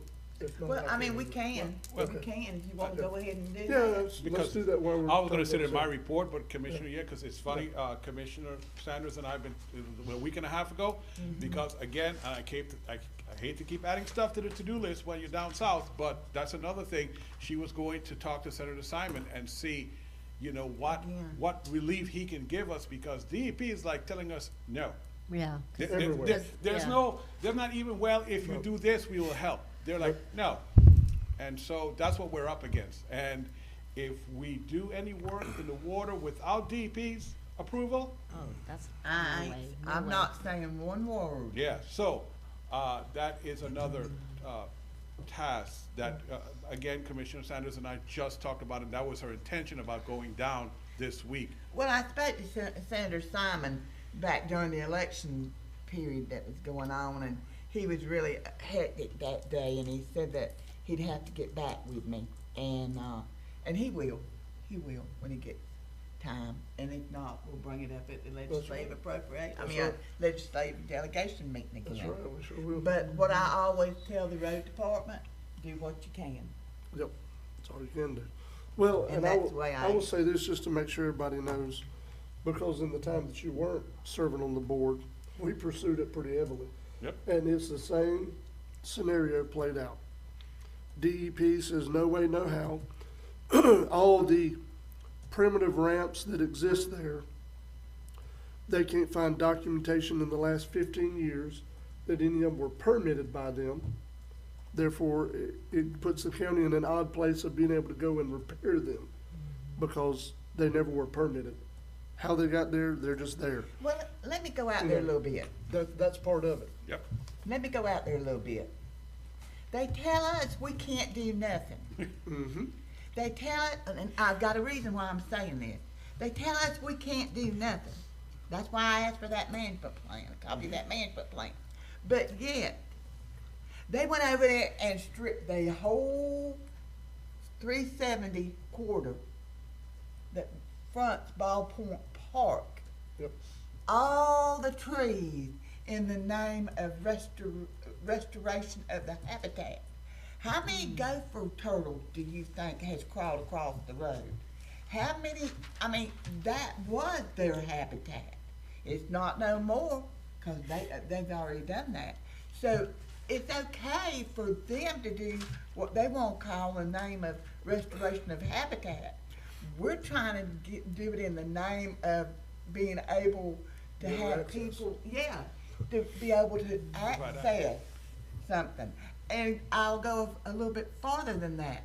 When the Department of Ag, back in 2001, when they said, okay, we're gonna make a clam aquaculture there, they saw the boat ramps at that time, what was there. They saw it was sufficient for what they needed. Now, on top of the clam aquaculture, they've added oyster aquaculture, but they have not added any more access to it. And, Mr. Chairman, we're getting money, the state's getting money for licenses to Right. utilize. Right. And that's what's That- frustrating to me. Yes. is That has they're been getting my, money and we're that not. has been my soapbox from the very beginning, is that they sit there and charge people for these farms and these leases. Yeah. But then balk whenever it comes time to give them access to it. Safe access, I might add. And Commissioner Croom, Mr. Chairman, as a witness, last year at the legislative day, we sat and talked with our legislators about that. I've got notes probably dating back last year, March, when we discussed this with them, and that's what I brought up as well, is, you know, they're getting money, but yet no access, and I know their hands are kinda tied too, to a certain extent, but all I know is we're just gonna keep pushing. Gonna Mr. have Taylor, to. just keep pushing and trying, and that's all we can do. So what the chairman referred to, commissioners, is that they invited us to FSU Marina for the master plan public Yes. workshop. And we, with the intention of come and discuss the access, you know, for these leases with us, then this will be the time, blah, blah, blah. We get there and we start asking about it, they're like, oh, no, we already made up our mind, this is how it's going That's to the way be. it works. And then they say, That's the way they what say it. That's really not is right. irritating is when, you know, they collect the money on the leases, Commissioner, but then when someone goes and complains to them, which was done right here at legislative delegation years back, they'll call that they say, no, the county's responsible for providing you access, we just That's collect what the they money tell for the them. leases. Yep. Same story. Well, Every and day. and to cap it all off, the only place that they said could be dredged there to give appropriate access is the old FSU Marine Lab. Yes. That's The the only only one. place that they said that you wouldn't be disturbing habitat or marsh grass or other things. That was the only area, but the residents of Alligator Point don't want it in that area. It's just, Well, a few residents. Well, Yeah. a few of the right residents, sir, Yes, sir. that have connections that they don't mind calling in. Let's put it that way. yeah, that's been, I'll tell you this, Mr. Chairman, when it comes to these state agencies, it's been the same thing. This is how this works, 'cause I've been to numerous FWC, workshops, public workshops and all that, because they want the input of the public, they want the input of the county, and when you get there, this is what we're gonna do. Yep. Mine's They don't already want made up. input. That's not, I think that's just a formality that they go through just to cover themselves. The only time they want, any kind of strong input from us is whenever they have to make a hard call and they wanna cover their tail. And they wanna Then they blame wanna us. come here and get a recommendation, that way they can carry it back up there, so whenever, Uh-huh. you know, whatever hits the fan, Yep. they can say, well, this is what the county County wants. commission. well, this That's is what right. comes from Franklin And that's how County. that right. works. How and- many That times seems have we to work. heard that? That's why, in the past, that's what, especially like when it comes from the Bay, don't come up here and ask us for a recommendation, because you make that call. That's why I've told some of those state agencies. I told them that when I went to that first, it ain't PRAB, it's PRAB now, but when we first went to the, Absolutely. Absolutely. ABSI, excuse me, but, I told them, I said, don't come to the commission asking us for anything. I know how this works. I've been here before. I said, if you're gonna make a call, you make the call and you live with the results. Those department heads, those people that are making those high-income jobs that just sitting there appointed, and then when that politician gets mad, you got an answer for it. Don't come to Franklin County and expect us to sit there and bail you out. And that's what's happened in the past, and that's why they do the way they do. It does happen. Miss Erin, I got one more thing I wanna mention. Is she on already? She's like, I'm out. She Well, checked hold out, on. didn't she? No, she just turned off her camera. She's Oh, okay. probably still hearing. Yep, It, she's it's not still really there. ready for I'm still board here. action. You're good. It's not ready for board action today, but I've been having some discussions with Miss Erin. It's not just about her, but it's about the way we do our meetings. So, and we hope to have it ready for next meeting so the board can take action on it. What I would propose to try to help Miss Erin in everything she's doing, because we've had several, commissioners, we've had several times, Miss Erin's hearing from these different contractors that are working on jobs, and they're in different phases and different stages. And she'll get something on a Monday afternoon at 5 o'clock to add to the Tuesday board meeting. It's just really not operating well.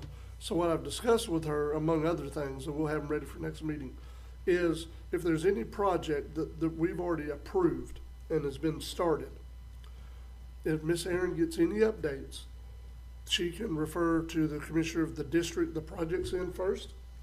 As long as they're good, get whoever the chairman is at the time to sign it, then it would be retroactively approved at the next meeting. But again, it's not ready to vote on today. There are other things that go with it, but just trying to help her in the workload that she has. Well, not only Uh, that, but the to get project. stuff done instead of having to wait 2 weeks for a meeting where we all have to vote Exactly. on it. Yeah, well, not only that, the other thing too, Commissioner, I looked before we started talking at the outstanding projects we have, they're almost 30. Wow. They're almost 30. And it doesn't just require the putting it out to bid, getting it awarded, starting the project, doing the updates. There's also wrap-up paperwork, even after the project's over with. Yeah. So we're just trying to make it as efficient as possible. And Mr. Chairman, if I may? Yep. So in addition to that, Commissioners, what I plan to do starting in January, we spend a lot of man-hours uploading this information to the portal for projects. I don't think we're using it in the manner that we should. So I'm going to start, just like how I do on the agenda with hot links, when she has a project item, rather than spelling out the history of the project, where blah, blah, blah, I'm just gonna give her to put as the detail of what she needs done, but put a hot link to that project. So you guys, the public, everybody can click on the link and see all the pictures and exactly where we are, what we've done. And I think that would encourage the public to use that portal more, to get a true understanding of how many projects we have out there and where we are with the project. Well, we do, Mr. Chairman, have a projects portal, don't we? A We do. projects page? And that's what I'm talking about. Okay, just Yep. updating that more, Well- giving a little bit more information on Well, that. it's being updated, we're just not referring to it, I think, I in the got you. manner we should. So I'm gonna Right. kinda move that along by putting links on our reports to that project portal for that exact project. So when she reads something, you guys can click on it and see everything that's happening for that project. Cause Kim spends a lot of time Yeah. uploading information to that portal, kinda like the ordinance portal. Yep. Okay. Anyone have anything else for Miss Erin? All right, Mr. Morone, thank you, Miss Erin.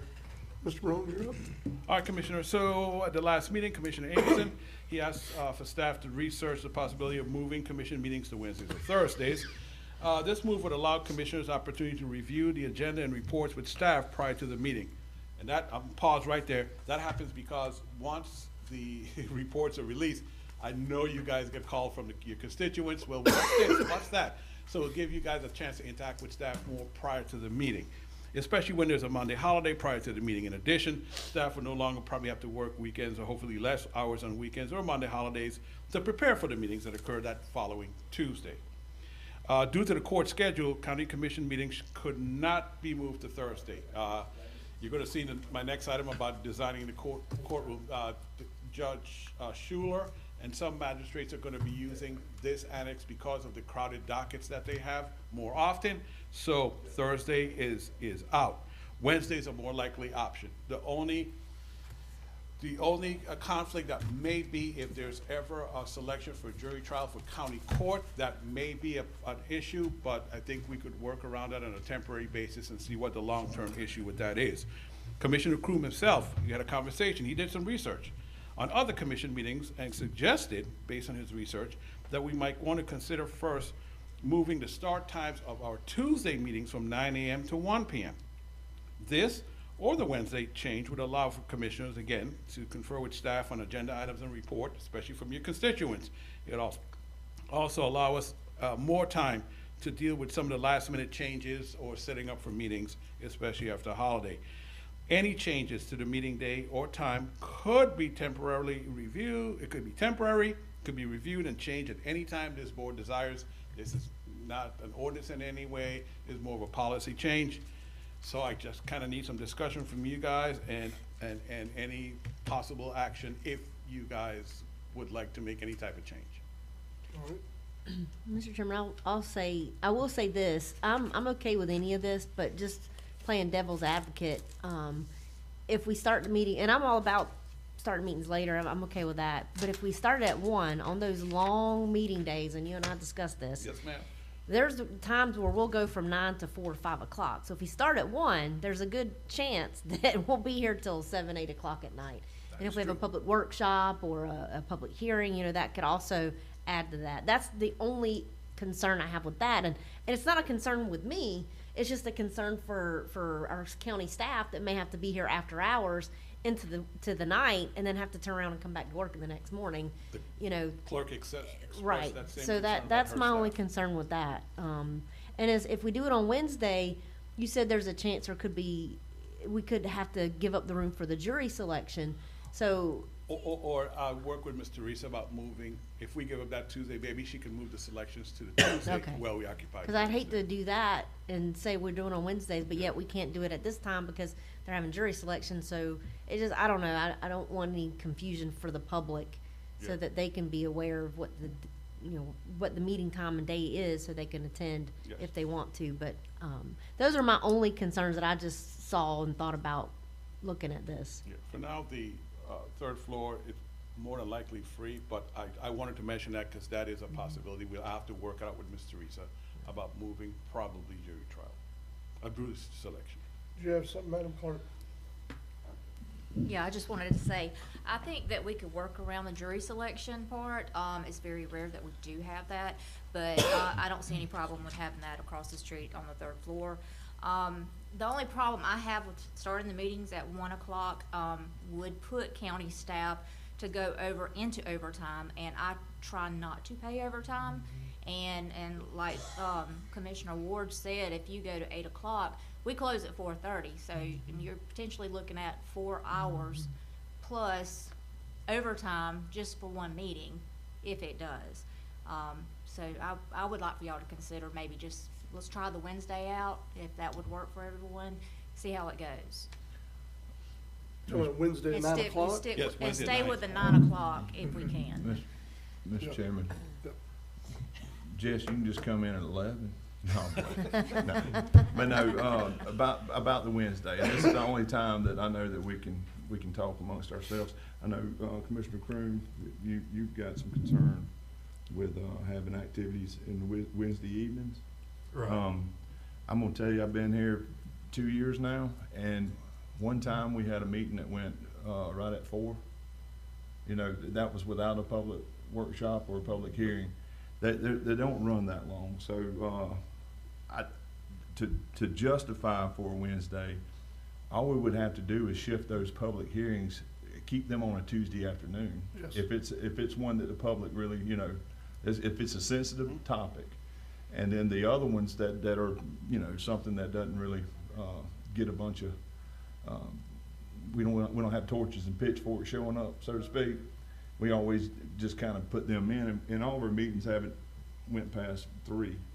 So, I mean, it's not gonna be, affect any of the, church activities on Wednesdays or anything. In other words, let me put it this way, it wouldn't be no different than you going to your regular job.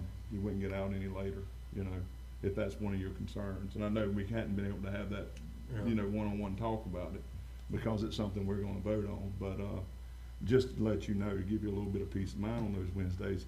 And Chairman Jones, he's very active as well with activities like that.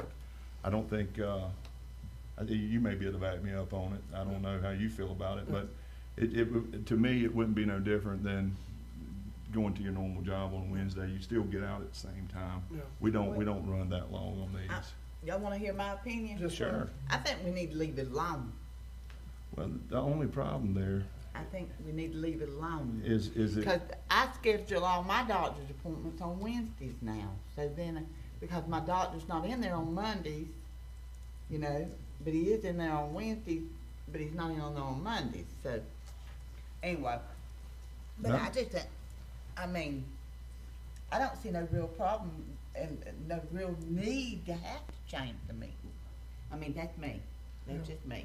Well, I don't know what everybody else's schedule goes through, but my schedule's pretty tough for a Tuesday morning. But I make do because it's what I was elected to do. That's right. Same But here. I'm trying to recover for the rest of the week because it is Tuesday morning Yeah. and not another time. The way we have our work schedule, because we're just small staff, I get off every Saturday, so Mitch can get off every Monday. Well, that means Monday I'm working all day by myself, trying to run a store that's usually got 2 people at it, and then be ready for Tuesday morning. Yeah. And trying to make sure I got everything communicated to him so he's not lost on Tuesday morning. That's a lot to do. Yeah, and Mr. Chairman, I'm sorry, Mr. Mayor. Yeah, I was just gonna echo kind of what, you know, not to get, I mean, I got elected to do a job and I'm gonna do it, I'm not gonna complain, but just to tell y'all, like this morning, I was out there at 6 o'clock this morning grading shrimp. I do that every Tuesday morning. I'm up there, you know, Tuesdays is just a rough day for me personally. Hadn't complained about it, but the problem I have is that, like when we have these holidays, we can't get up with the staff. I don't feel as though, and especially with our agendas coming out later, because, and it's not a reflection on staff, so Michael, don't take this personal. You're getting hit with a lot of stuff. And it doesn't give us, I feel like, me personally, it doesn't give me enough time to go and do my diligence on reaching out to staff. Especially when we hit them holidays, then you got Mondays, it's just like it's just crammed right there. Then you got late ads. I mean, how many times are we having to sit here and amend the agenda because we had something come in at the last minute? And none of it, you know what, whenever we amend it right here, none of us had a chance to go and speak with Courtney or talk to any of the, Miss Lolly or any of them, you know what I'm saying? I feel like we're putting, you know, me personally, I don't feel like I'm doing my diligence on something, and not only that, it's putting more pressure on our staff. Not to mention the fact that you have both Aaron and Michael that are basically sacrificing 2 weekends out of a month to get all this going. And I mean, I'm just looking at it from that lens as well, so. Mr. Chair, Yes, can I speak, please? yes. Listen, I'm fine with trying something new, but I just don't, every job I've been on, I just don't want to, make a change to make a change. You know what I mean? I'll make sure the change is worthwhile, and make sure we're just not, like I explained to some employees I deal with when I first came on board as supervisor. I don't wanna make a change just because Anthony Crew wanna make a change and attach my name to it. And that's what I'm not saying that here. But, you know, say we do, you know, with the late ad stuff that we have, okay, we make this change, okay, that should eliminate the late ads, generally speaking. Which means, like, I don't wanna, if we're gonna make it, let's do it right, and let's not have a whole bunch of late ads, you know, if that's our excuse. I wanted to dig deep, why are we actually making a change? That was the question I've been wanting, the answer I've been wanting, you know, what was the real reason? Y'all mentioned it already before. But this, and like I said, I'm all right with trying something new, but I will say, you know, looking at the numbers when I was doing my research of all our 6 counties, and you're probably like, how he did that? Well, I just did it in the book right here, you know? You know, 38 other counties does it on Tuesday, whether it's the first and third, second and fourth. Some of them just do Tuesdays only, some of them just do Thursdays only. But there's only 3 that I've seen that does a meeting on Wednesday. And I'm like, okay, why is that reason? Like, what is going on? You know what I mean? And, you know, then I thought about, like, okay, tomorrow we got that meeting in Yes. Tampa. Yep. Yeah. But, I mean, that's just some of the things, like, I'm playing devil's advocate right now. I'm just Yeah. throwing a whole bunch of stuff out right now. But those are my thoughts, some of my concerns, some of my suggestions. But like I said, I'm fine with trying something on a trial basis. Mr. Chairman, I'll say I work shift work, so it might be I have to reach out to my staff my fellow staff to see if we could change days. It's not so easy for me to change days, cause we do kinda have set schedules. But, I will say, and I think Commissioner Croom just mentioned it, and I think Commissioner Sanders mentioned it last meeting, a lot of our conferences do occur on a Wednesday, Thursday, and or Friday, for most of our conferences. Did we ever, refresh my memory, did we ever talk about a Friday, or? I know Fridays, a lot of people might not want because it's going into the weekend, but that gives the whole week to be able to get these last minute agenda items. And I agree with Commissioner Amerson. I get the agenda, and I've called you. I'm like, why am I just now getting the agenda? This is not right. I need to research. I like to research everything on the agenda, just like everybody else does. And then, like you said, if I want to reach out or have a question, like I was calling Aaron yesterday, or you know, I'm calling you, or calling County Attorney Schuler or county staff, and it's kind of last minute, and I feel rushed. And I don't want to feel rushed when I'm making decisions that affect not only us but the entire county. So that was one of the things. Again, playing devil's advocate, but did we ever discuss a Friday? No, and if you want to see a grown man cry, yes, let's talk about Friday, because I will, you know, I'm sorry. I'm just thinking out of all the days. Don't get Mike started on Fridays again. Yeah, Friday, I'm sorry. It's after having a week that we have, the challenging week that we have, Fridays is the day, like, actually, you could ask the staff, like my fellow staff, Fridays is when I do IT repairs, fixes, because it's a distraction from everything else that's been going on, talking to you guys as much as I have over the week, all the issues and the items. So, I mean, can we get accustomed to anything? Yeah, we can get accustomed to anything, but yeah. I will say this, my research, Commissioner Ward, none of them on Fridays. Hey, it's the first time for everything. I will say too this, Mr. Chairman, just another option. I don't know how everybody feels about this. Who's to say we can't just have one meeting a month? Well, let's bring up Gulf County. That would be one long meeting. It With would the way be, we it do our would be, meetings, it that would would be be. one extremely long. But we could change the way we do So, our meetings too. Do a Gulf- consent agenda. We could. We could do a consent agenda. Well, okay, well, if we're gonna go down this road, yes. So, I mean, I'm just going everything, all the no, options so out there here's we the thing. have. I mean, it's either which way, you know, staff will do whatever the board decides. But let's talk about, let's do the first item, Gulf County. That's what they do. They month. basically have one meeting a But month. they have a bunch of special meetings. Yes, and Okay. what they do, if there are items that come up that can't wait until the next meeting, they'll call a special meeting, you know, what's required, 2 days, attorney? 48 hours. 48 hours notification. They'll call a special, because I see the ads, so I follow them. Another way, whichever way we move, if we make a change, consent agendas, yeah, we don't have to call it that, but we can treat Aaron's report as one big consent agenda. Yep. Commissioners, here's a report, you have it ahead of time, and Commissioner, you are right. The staff will have to do their part, because if we're gonna make a change, Commissioner Croom, again, also correct, let's not make a change just for change, let's make a change for a purpose. I Yes. hear what he's saying. So staff will now be responsible for getting these reports to you guys, you know, at a reasonable time, so you can see it, view it, and reach out to us if you have a question. But, same token, if that is a change to me, further Commissioner Cruz's point, then there's no reason why you cannot treat Aaron's entire report, my entire report, as a consent report. So basically, look at a report, Commissioners, do you have any questions? Would you like to pull any of these items, you know, for further discussion? And you guys like, nah, I'm good with everything. That knocks out, I think that that'd knocks out be the over way an to hour go. of your meetings, to be honest with you. Because, let's face it, Mr. Chairman, y'all read it, y'all's reports verbatim, and this is, again, no reflection on county staff by any means, but you read the wording verbatim, it's all online, it's all public has knowledge of it. If they want to comment or anything, they can read it themselves. But it's just like our planning and zoning stuff. Same way. You know, we pull what we want out of that, talk about it, and discuss it. I mean, that's just some all that thoughts I had on it. Could be incorporated in the change that we're gonna try, whichever way we decide here today, and see how it works. And then we look at it in 3 months, 6 months, and refine it again. That's my thought, you know? Commissioner Ward, there's 13 counties that do that. 13 counties that I'm do just- consent agendas? Right. He's done research now. That's good. Hey, that's how we find out stuff. That's pretty good, I like pretty quick. this. Yeah. fact check on the fly, I like that. Again, Wakulla County Commissioners, they have way more going on. Yeah. Economic-wise, commercial-wise, Yeah. I'm sure on the other ends than Franklin County.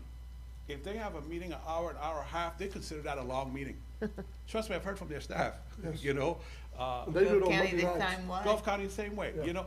Why? Because a lot of the way they set up their meetings, it allows for yes, this is the only time you guys can talk to each other, but you can talk to staff anytime you would like to. Yes. So They ain't that's got what they nothing to do. tell ye. They encourage, the way they've changed their meetings over the years is that, look, let's work out all the issues with staff, so by the time we get it, what we're doing is basically, it's a summary. We're saying, this is what we like, you know, you work it out between yourselves and we move on, you know, so. So yeah. if we did consent agenda, like we're talking about right now, or to be the negative of starting Tuesday at 1 then, if we did consent agenda. There would be no negative, I don't think. I can't think of any. I mean, I think it'll streamline our meetings, make them a lot quicker, Yeah. personally. And like I said, everything's on the record. I mean, it's people, if they wanna read the narrative, it's right there. Yeah, well, That's my and opinion. Commissioner Ward, to echo what you're saying, so, and this, again, this is no reflection on anybody, but when you guys asked me to chair this commission, we have changed the way we do some of our agendas. Yes, we do sometimes add late items, they're usually administrative in nature. They're not something that's, you know, a big deal. However, we have went away from times before when I was on this board, when a commissioner would just bring up something that nobody's discussed and we're taking action on it. We have went away from that. So that's a progression toward a consent agenda. That's where we've been going toward the whole time, kind of as a slow turn, to be honest with you. So I think if y'all want to try it as a consent agenda and do it at 1 on Tuesdays, I think it'll be a lot faster. I really do.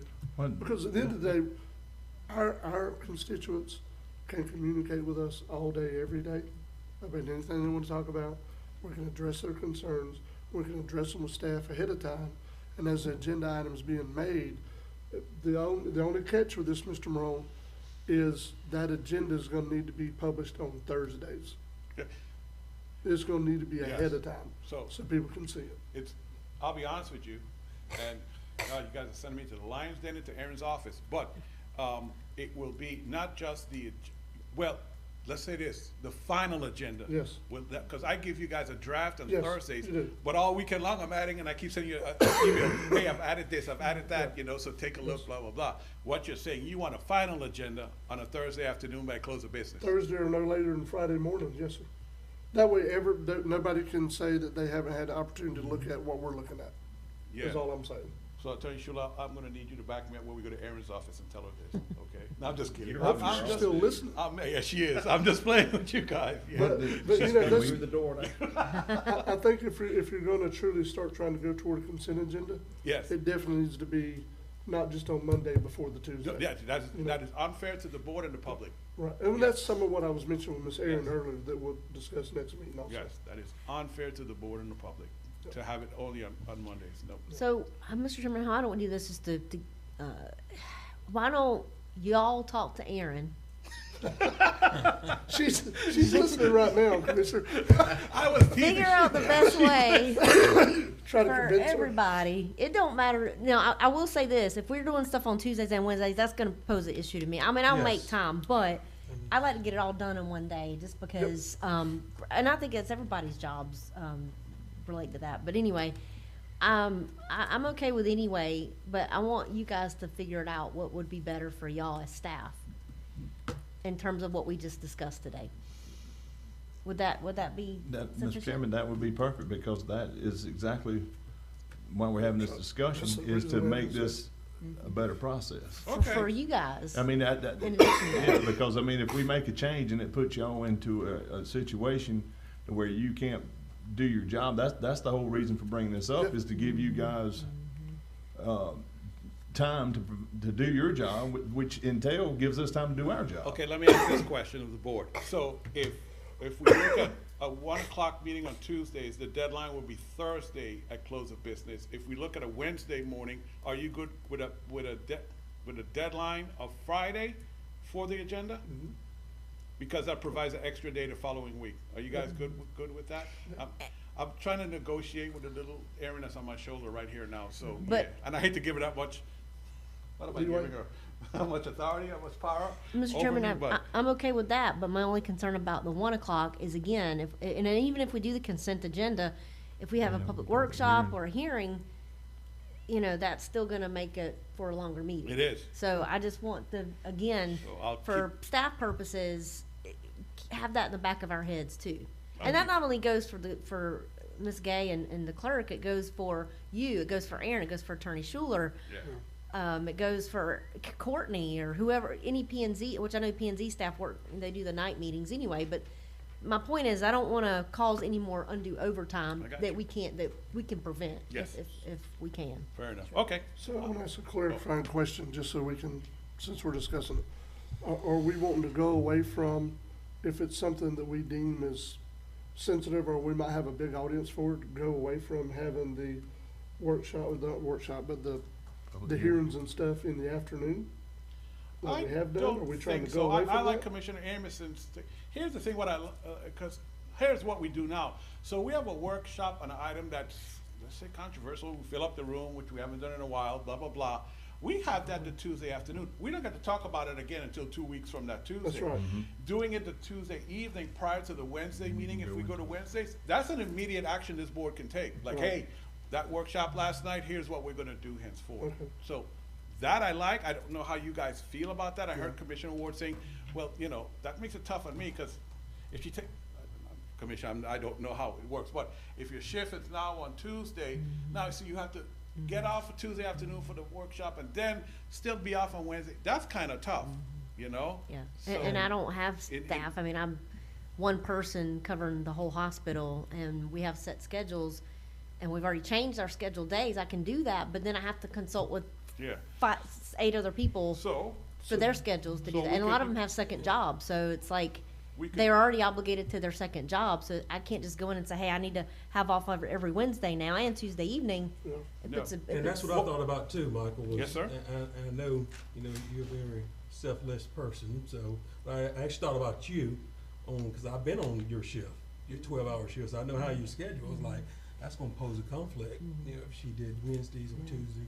That's those days, because I've been on those shifts. Mr. Chairman, that's a lot of reason why I It's didn't very want to be tough. chairwoman, is because I don't want to not give time, where I know Chairman Jones spends a lot of time. I can't break away for a meeting. I can't just cut off and say, take a lunch break and go to this meeting, and I don't want to disservice this board and our constituents and our staff that way. And so that's why, well, there are other multiple reasons, but that's one of the main reasons why, is because I don't have that job. But- I just cut away and go. I mean, I'm there stuck from 7 a.m. to 7 p.m. And with the holidays, I'm working the holidays, so it's, which I know we don't work holidays, but it's just, again, it's just that's my point when I'm saying that, for me personally. I'll make time, because that's, again, why I'm in this seat, but I just want, that's my opinion, I'm playing devil's advocate. What I could discuss and think about, Mr. Chairman, Commissioners, is, okay, so if we have a workshop or public hearing, it doesn't have to be on the Tuesday right before the Wednesday meeting. Maybe it could be in another evening where everybody's able to take off, as long as it's before that Wednesday meeting. Yeah, Maybe. yeah, I could look at that as an option Yeah. if the board is, Commissioner, Ward, or in your schedule, is it usually from week to week, or is it like a daily thing? In other words, you usually get Tuesdays off? I have set days. I work shift work, so I do get more days off during the week, unlike you guys who have to work Monday through Friday. I work every Monday, Wednesday, and Thursday. I'm off every Tuesday for these meetings, and then off every Friday, but that's subject to change with holidays. It's subject to change with people taking vacation, things like that. Okay. Well, we can discuss that at a later date, Mr. Long, but it would be good if we could hold, especially if it's a workshop or something to do that we can't take action at, but we can consider later, to have it. The school board moved to that several years back. They'll actually have their stuff right before, but they do theirs in the afternoon. Yeah. They'll have their stuff right before either workshops or discussion time and then they're going to their regular meeting, and then they can actually make action on it. Yes. So that works, has worked well for them, is all I I'm think saying. that they have 2 meeting days. One is Yes. a workshop to discuss everything, and then the next one is where you actually take action items. They do now, but for a while, they were doing it. Like right like- before? Yeah, they were doing like at 3 o'clock on whatever day they met on, and then Okay. at 5 o'clock, they were having their regular meeting. But Well, okay, anyway, I'll get with, staff, and then I'll come back to you guys and, you know, we'll Yeah. bring it back and with what we you know, here are the options that we're looking at, you know, Okay. and you guys make a decision. so something we can make a decision on next meeting, hopefully? Yes, sir, All right. next meeting. Next Thank you.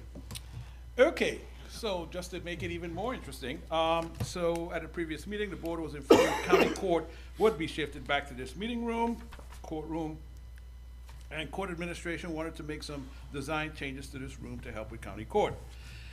The last design included raising the seat where the chairman now sits, but it would be more for the judge or the magistrate. That was rejected because the board did not like the idea of the chairman sitting higher than the other commissioners. So we went away from that.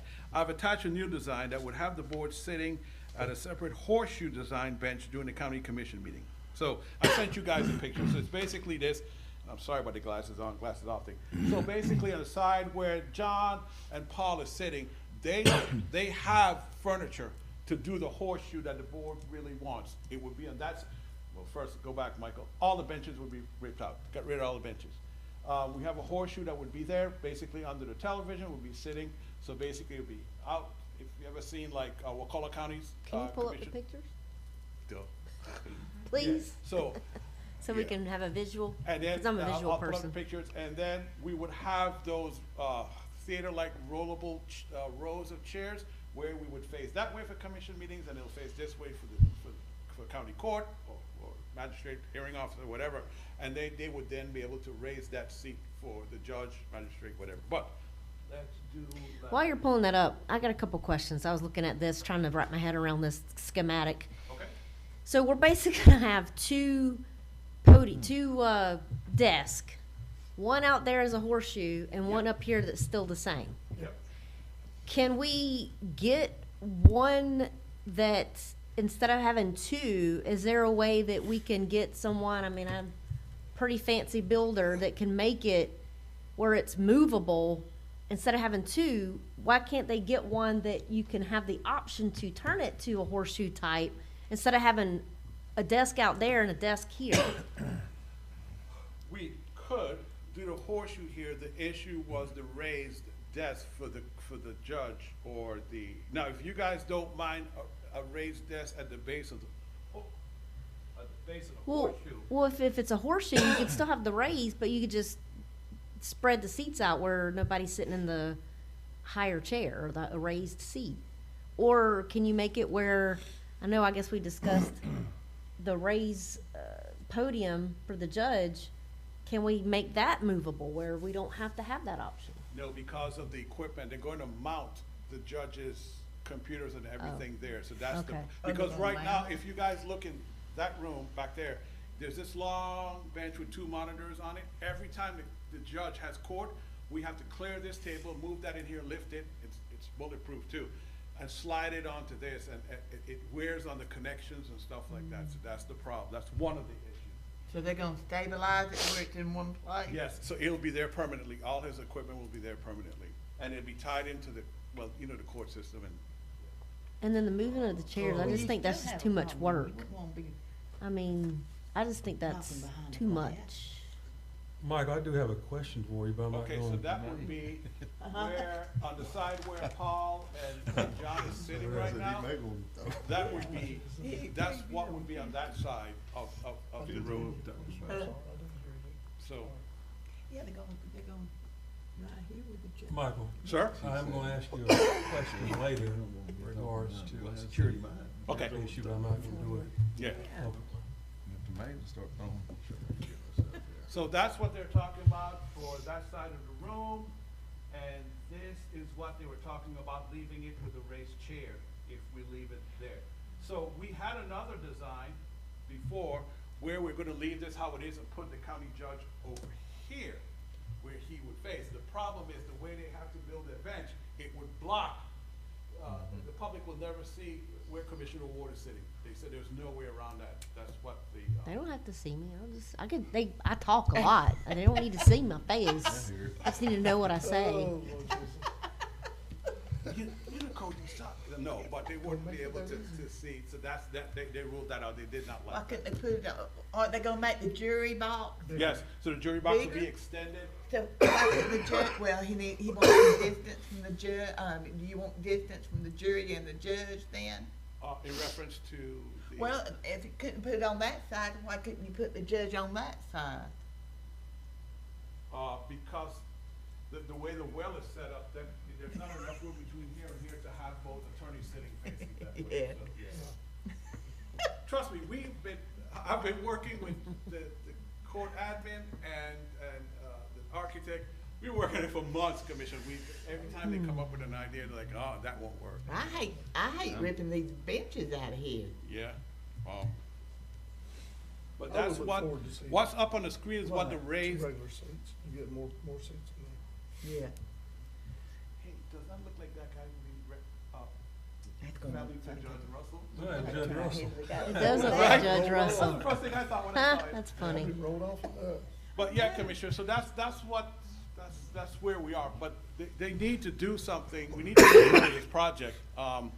We were able to get a grant, I think it was part of a grant or sometime, so there's a new sound system for all this that incorporates Zoom a lot better than the way it does now, that's sitting in a warehouse that they can't install because they have to do all the changes at the same time. Well, let me ask you a question. Let's say, you know, I don't like the attitude of talking down to people. I mean, I don't like that. But before you go rip up this building, I mean, you know, I don't like that idea. But the thing about it is, if you was to do this on a raised thing, you still got the plexiglass and all that, or the bulletproof glass right here that the chairman's gonna be sitting behind, right?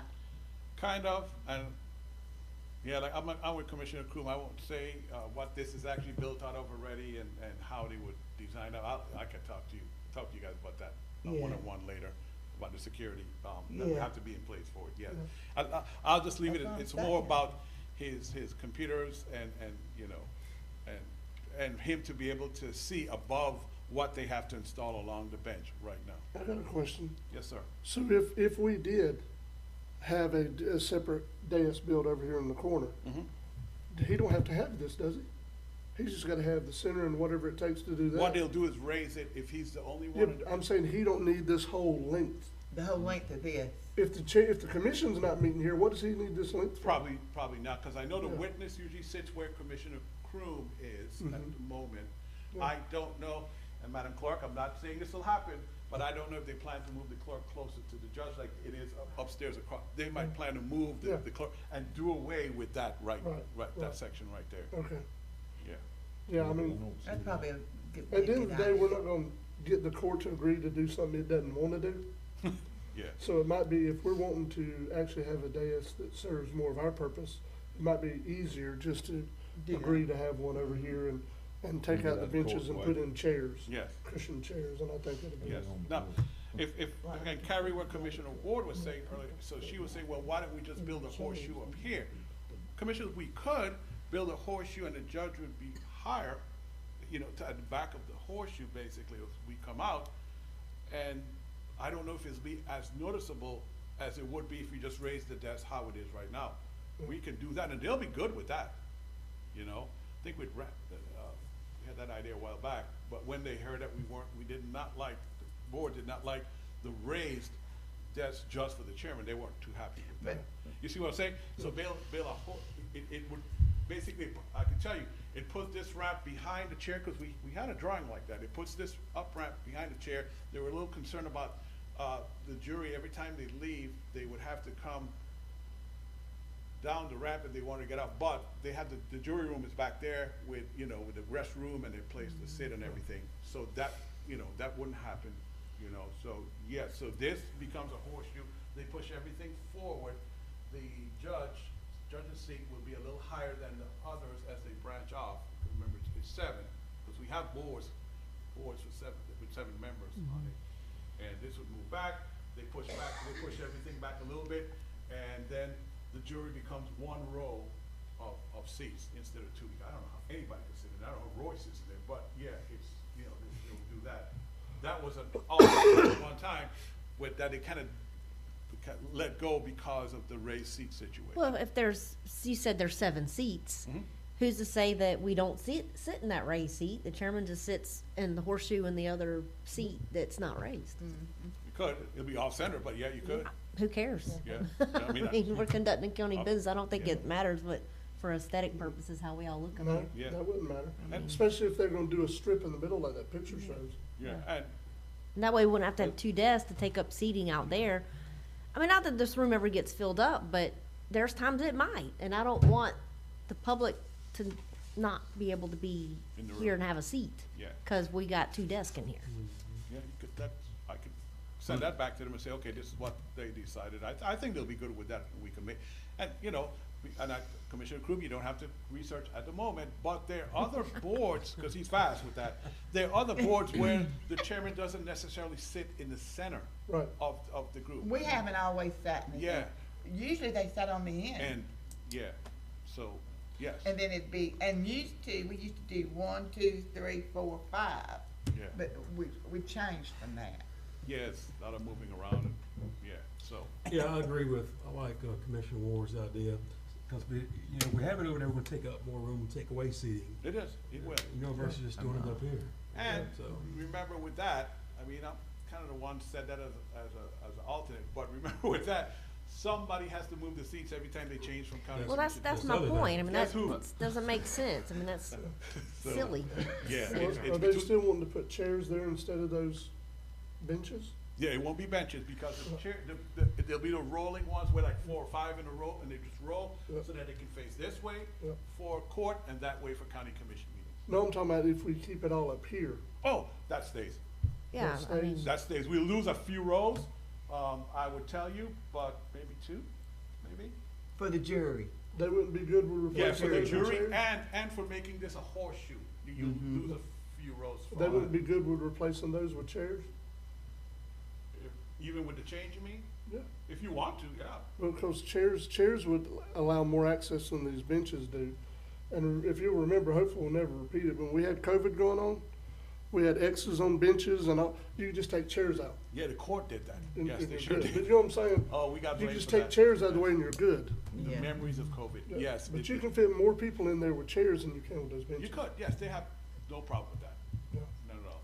But as far as the horseshoe goes, if you had that, then the chair could be up, whatever, and it really wouldn't be. It wouldn't be odd. It wouldn't look Yeah. as, yes, right. You're Yeah, I so mean, right. It that's- wouldn't, it wouldn't be as obvious Because, I as it mean, at would the end of the in day, this the drawing. chairman is the one that Right governs here. this board, or, And he's up, yeah, he's up. Yeah. But like this, you're not gonna notice it as much That's right. because you're focused in different directions instead of just straight across. That's right. Okay, Don't you agree? yeah. Yeah, I'm fine with If that. if it's a that's what I'll horseshoe, say. that would be. Thank you, Commissioner Ward. Also, we'll I fill think that you one. I mentioned always that thought to it was only gonna be for 5.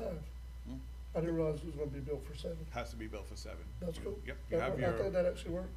airport Well, board, plenty PNC. room then, we you know. won't be out. Yep, Yep. 7 We got members. room. yeah, and I'll That'll hopefully probably be have less these, money too. these We things got are all the like equipment stuck in this down little here. Well, and the thing is, middle here with these boards. Commissioner Ward, like this I hit whole my thing, knee all the Yeah. time. this goes away. Yeah. You That know, goes because, away. that goes away, yes, all that Thank goes God. away with the new sound system. Yep, I think it'll be less expensive as well. probably, It'll be a better project. probably, because we're just, yeah, probably. I Changing think the this most and adding expensive chairs. would be actually having to redo the floor to move the ramp Yeah. to the back, Yeah. so, yeah, but, yeah. Yeah. Okay, cool, that works for me, Commissioner. All right, where am I? Oh, here we go, glasses off, Mr. Miyagi. The current TDC administration contract, it ends the end of this month. I should have been done, and this is on me, Commissioners, I did not bring a request for qualifications advertisement for your approval in September or October. Number of reasons. With that said, the board should consider an extension to the current contract to adequately allow for the advertising, the interviewing, and the selection process for a new contract. As the current vendor contracts, they end on December 31st of 2025. An extension to the current administrative contract should expire no later than September 30th, 2025. This would preempt the vendor and administration advertising, interviewing, and selection processes from coinciding. So more discussion as to how we want to handle this, commissioners. How do we want to move forward so that, I would tell you, you know, it's a waste of time to try, in my opinion, to advertise something like this in December and January. You have too many people traveling in and out of the county, you know, and they're not going to see it. And I hate to say this, but then we get the feedback that, oh, you guys were trying to hide something, or you didn't want to make it a fair process, blah, blah, blah, blah. So, the earliest I would recommend any advertisement would be in February. That's just me. Mr. Chair, I got a question. Yes. I was looking at bullet number 3 on there, so it has the current vendors' contracts in. Is that, are we talking about all vendors here? TDC, No, I'm sorry. TDC vendors.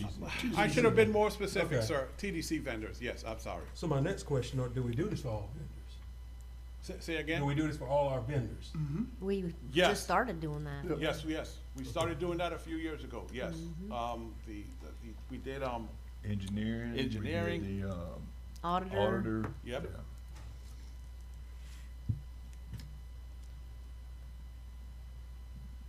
Did that answer your question? Yeah, I Commissioner? just wanna make sure we do it for all vendors and not just Yeah. one. No, or but a the couple the vendors, way you we know? had set it up, Commissioner Croom, was to try to make sure that they're off years.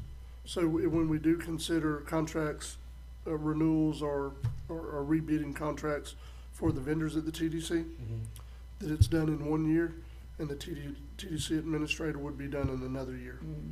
Okay. That way, you're not ever having a scenario where you potentially could change everybody at one time. You know, that would not be, So, that would not be good at all. just like, like a Attorney Schuler's contract, like, how does Yes. that work? same As a difference. vendor. Same way. We've advertised for Attorney Schuler's contract, before. I can't remember when, but we It's have. been a minute. Yeah, Okay. Oh, we have. we have. Oh, we have. Are there certain lists for different vendors? I guess I'm playing catch Yeah, up here. yes, because certain vendors you want to give a longer time to because of what they do, like engineers and what they do for the county. Yes. Others, you know, you just, basically it's how the board feels at that time. Because, for instance, when we come back to the vendor contracts, again, Commissioner, I'm going to ask the board, do you want to extend those contracts where they are running, you know, 2 or 3 years, and then there's, if you're pleased with your vendor contracts, it's automatic renewal for them. You could write that in there too, sir, you know? I like that idea. And, yeah. You know. Again, you know, engineers, we do long, we just did, Tracy Busby here. She helps us with the grants. We just did that a few months ago. So And yeah. she's good. So you understand, to answer your question, are there different frequencies for different, yes, there are. Who determined the length? Like, The 5 of board, you. or How does that We do. work? You do. We do. Yep. All their contracts are with this Board of County Commission. Well, they're with Franklin County, but effectively this Board of County Commissioners.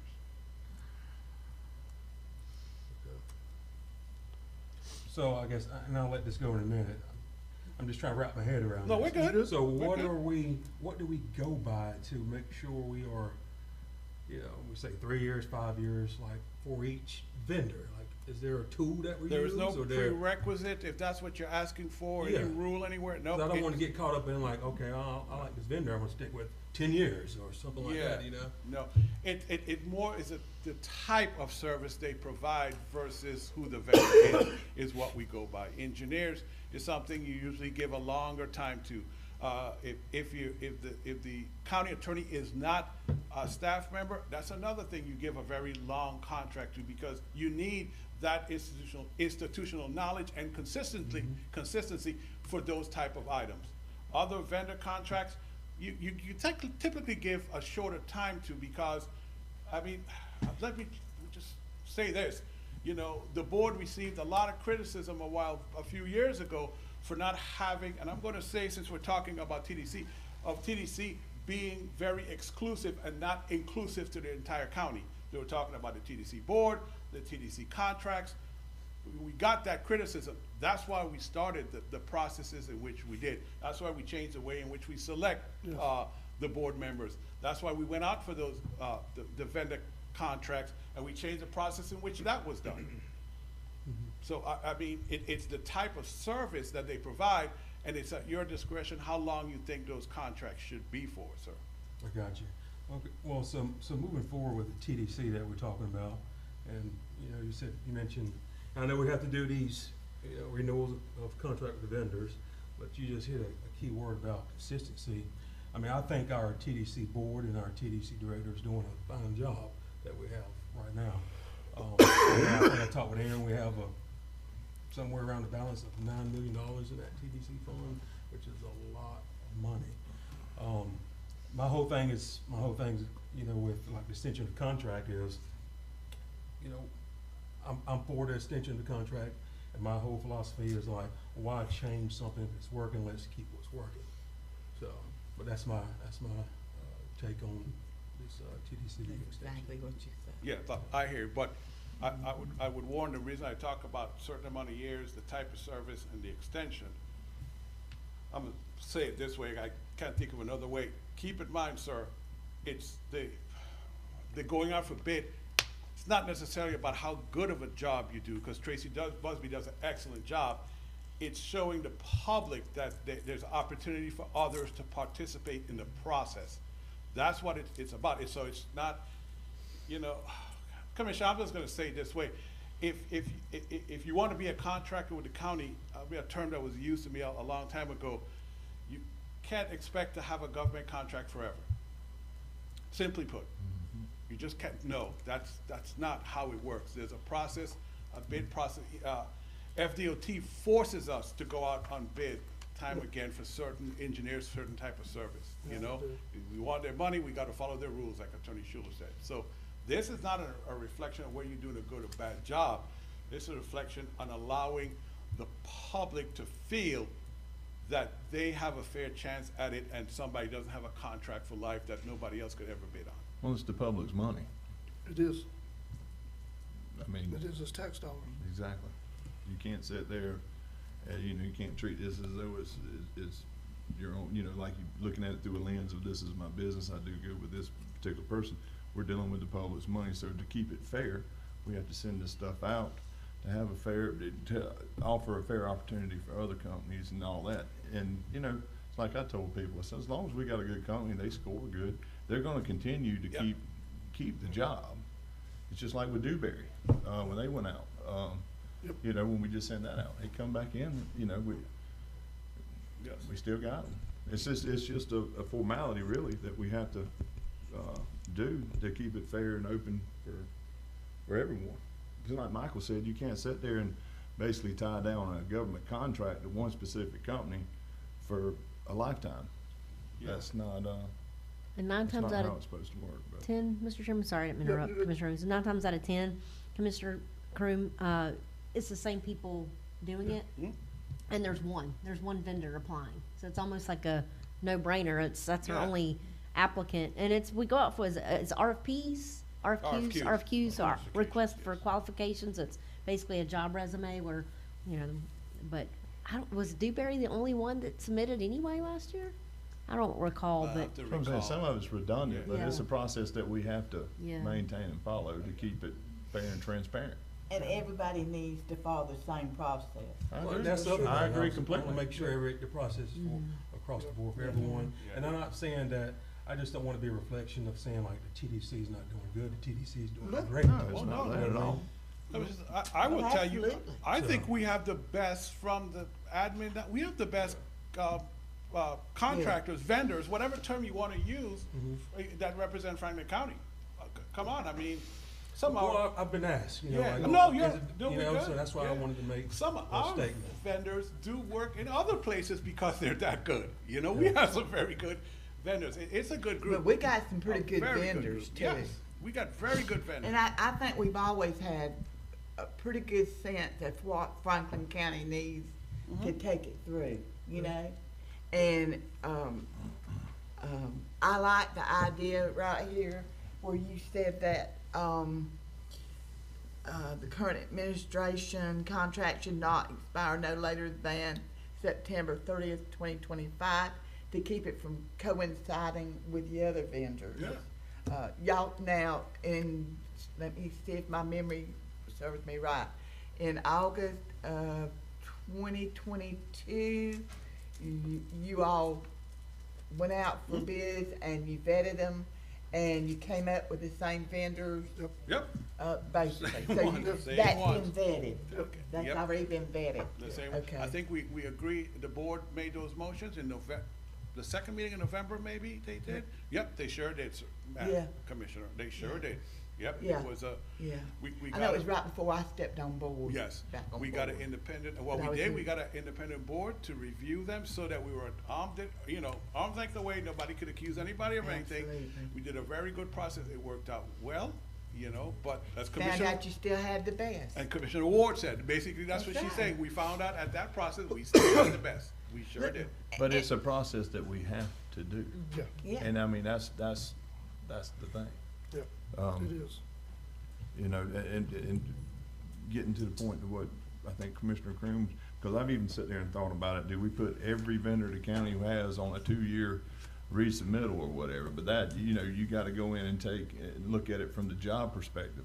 Yeah. You very well can't have a turnover, and I hate to beat on Attorney Schuler, but we can't sit there and have a turnover potentially of a county attorney every 2 years. No. Because, I mean, just think how bogged down something might be, where, Again, yeah. you wanna see a grown man cry, Yeah, y'all do that's something what like I'm that. getting at. It won't be So him, it'll there's be really me, not so, yeah. a standard, a written standard on that. It's just more of from the perspective of the reality of what that position is, where, and I'm gonna use somebody else in the room, and no offense, but, I mean, if somebody else come in with a media contract, that wouldn't be like, it wouldn't put us back, months and months and months. You follow me, what I'm trying to say? It's not, and I'm not degrading anything that anybody does, I'm just trying to make examples here. Each position, each direction, or department has a different impact on what it could potentially do if we have a quick turnover, potentially. But anyway, just to keep it fair and balanced, we have to go through the process of opening these bids back up, because it's not very fair to somebody that comes in and wants to do a company, say, I wanna have the non-Forgotten Coast TV and start that business. And how fair is that to me if I can't, if I'm completely shut off from a market, and it's a government, it's the people's money. You have to have those checks and balances, and that's why we have to go back out and open these up for bid and all. Now, I'm as far as this goes, the contract ends December 30th, correct? Or no, Yeah, this- 31st, this I'm sorry. month, yes. But I mean, we're too late to do any Oh, diligence yeah. as far as advertising. What I would suggest is with this extension to coincide with the end of our fiscal year, Yes, September. because this is a department. yeah. Just make that, we can reset or do the proper advertisements there, and then, then you have a department that actually is going to renew on the end of a fiscal year, Yes. rather than in the middle of a year. So if there's any potential changes, years to come or whatever, you're not sitting there with any kind of overlap with contracts or anything like that. So I'd make a motion that we just, go ahead and approve this extension to September, and we'll do the advertisement and handle it then. That would be the 30th of September, correct? Yes. Last day Yeah, Commissioner. Yeah, Mr. of Chairman. September? Okay. So the motion by Commissioner Amison is to extend this TDC administration contract to September 30th of 2025? Correct? Yes, sir. All right. Do we have a second? Mr. Chairman, I just got a question.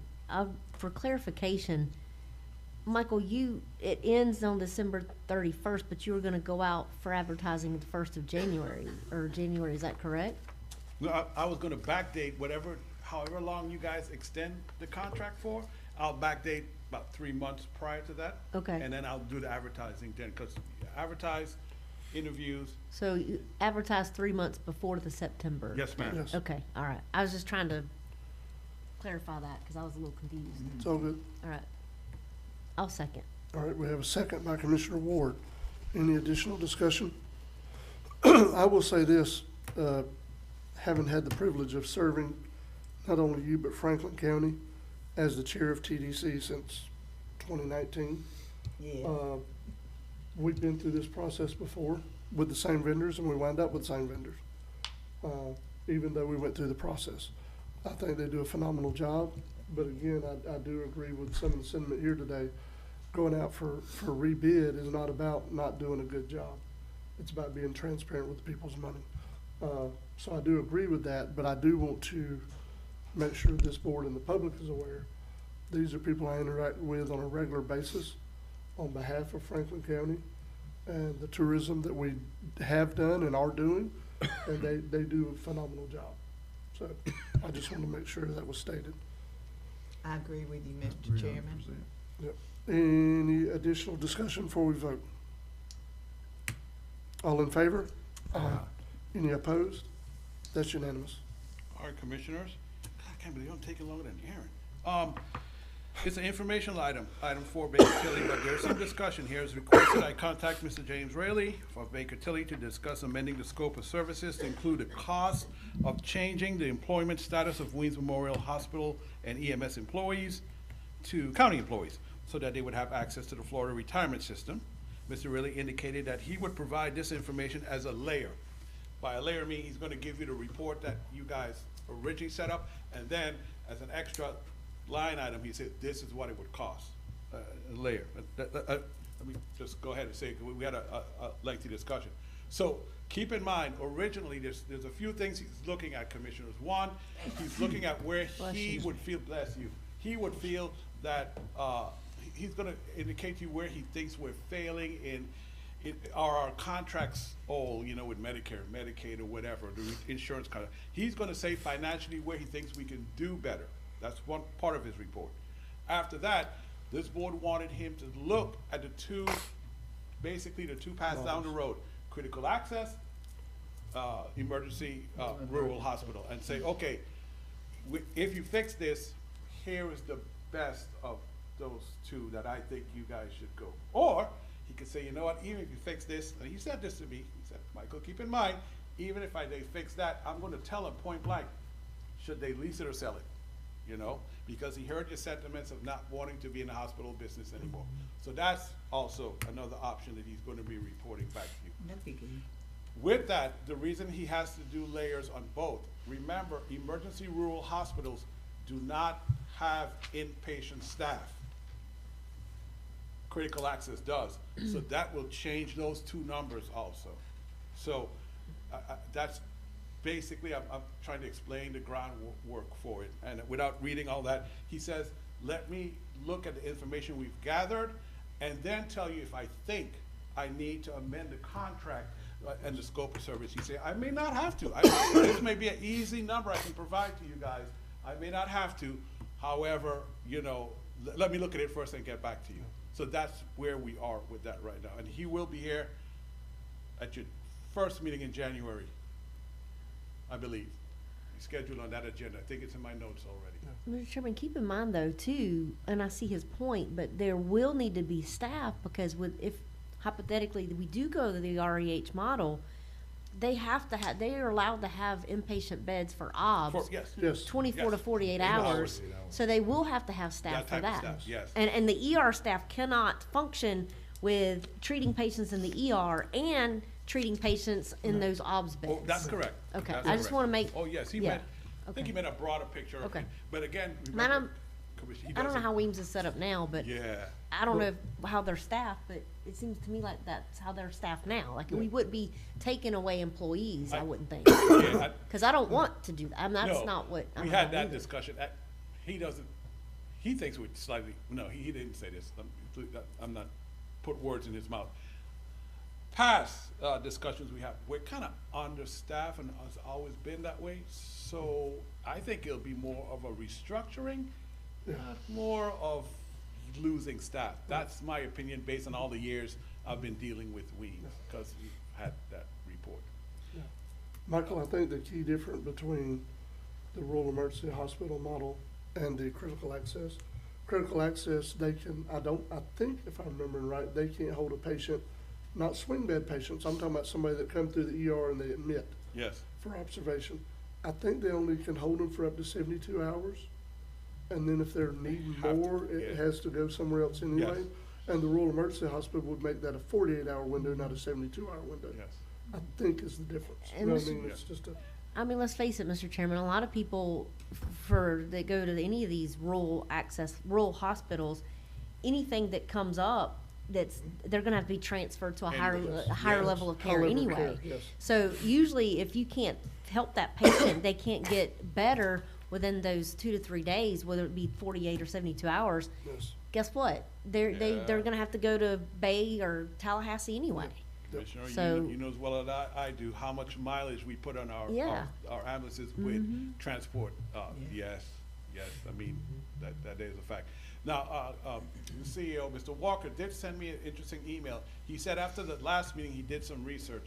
He said over the last 5 years, he can confirm that 17 employees actually left because of not having access to the Florida retirement system. Of that 17, 14 were EMS employees. So you only really had 3 from actually Weems itself that left because of that. And again, it could be that 401k or whatever retirement plan, I don't know. But that was his numbers he sent me in an email. I would see it as EMS I think he said slash providers. Run 17. that by me again, He what said- you just. over 17 5, people. maybe I should pull up the email just to make sure. Over 5 years, last 5 years, I think he did some research. 17 left specifically because of not having access to the Florida FRS. retirement system. Of that 17, 14 was from the EMS service. I don't know, he didn't say where the other 3 were, exactly in the hospital. Well, it's not necessarily that they're leaving for the FRS, they're leaving because they can find better benefits elsewhere though. I mean, Yes. let's not sit here and try to spin this around to where it's just, people seeking FRS. That's just an option that we could possibly, from our standpoint as a county-run hospital, And- offer. Yes. Entice. Yeah. But over the years, we've lost many people. For other reasons, yes. Yeah, I think he was and speaking. some of the those people FRS. still PRN, do per diem work, part-time work out there. Right. So they're not counted as full-time staff.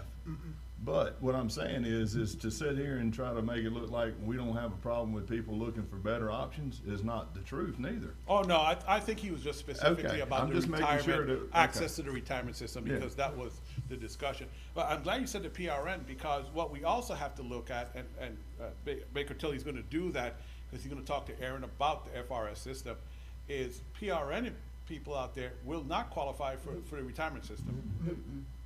Travel nurses know that stuff. So, yeah, It's true. keep that in mind too. And again, Commissioner, I think that's where the understaffing comes in about Yeah, that's- who's PRN, who's actually full-time. So there's a lot of things to Well- look through. Things not the right word, but you know what I mean, you know? I think a lot of people, personally, Mr. Chairman, the PRN staff they're PRN because they don't want the insurance Yes. that they provide. They They get don't it- like they that get it option. elsewhere. It's So awful. they just get that extra I money mean, as a PRN staff member and pay for their own. Yes. But I don't know. And again, I'm the biggest advocate. I want to get out of the hospital business, but we're not. We can't. We are right now, but we have to provide and help these employees the best way we can until that happens. Yep. If it happens. Yep. Anyway. But that's where we are with that. 5 is a street light.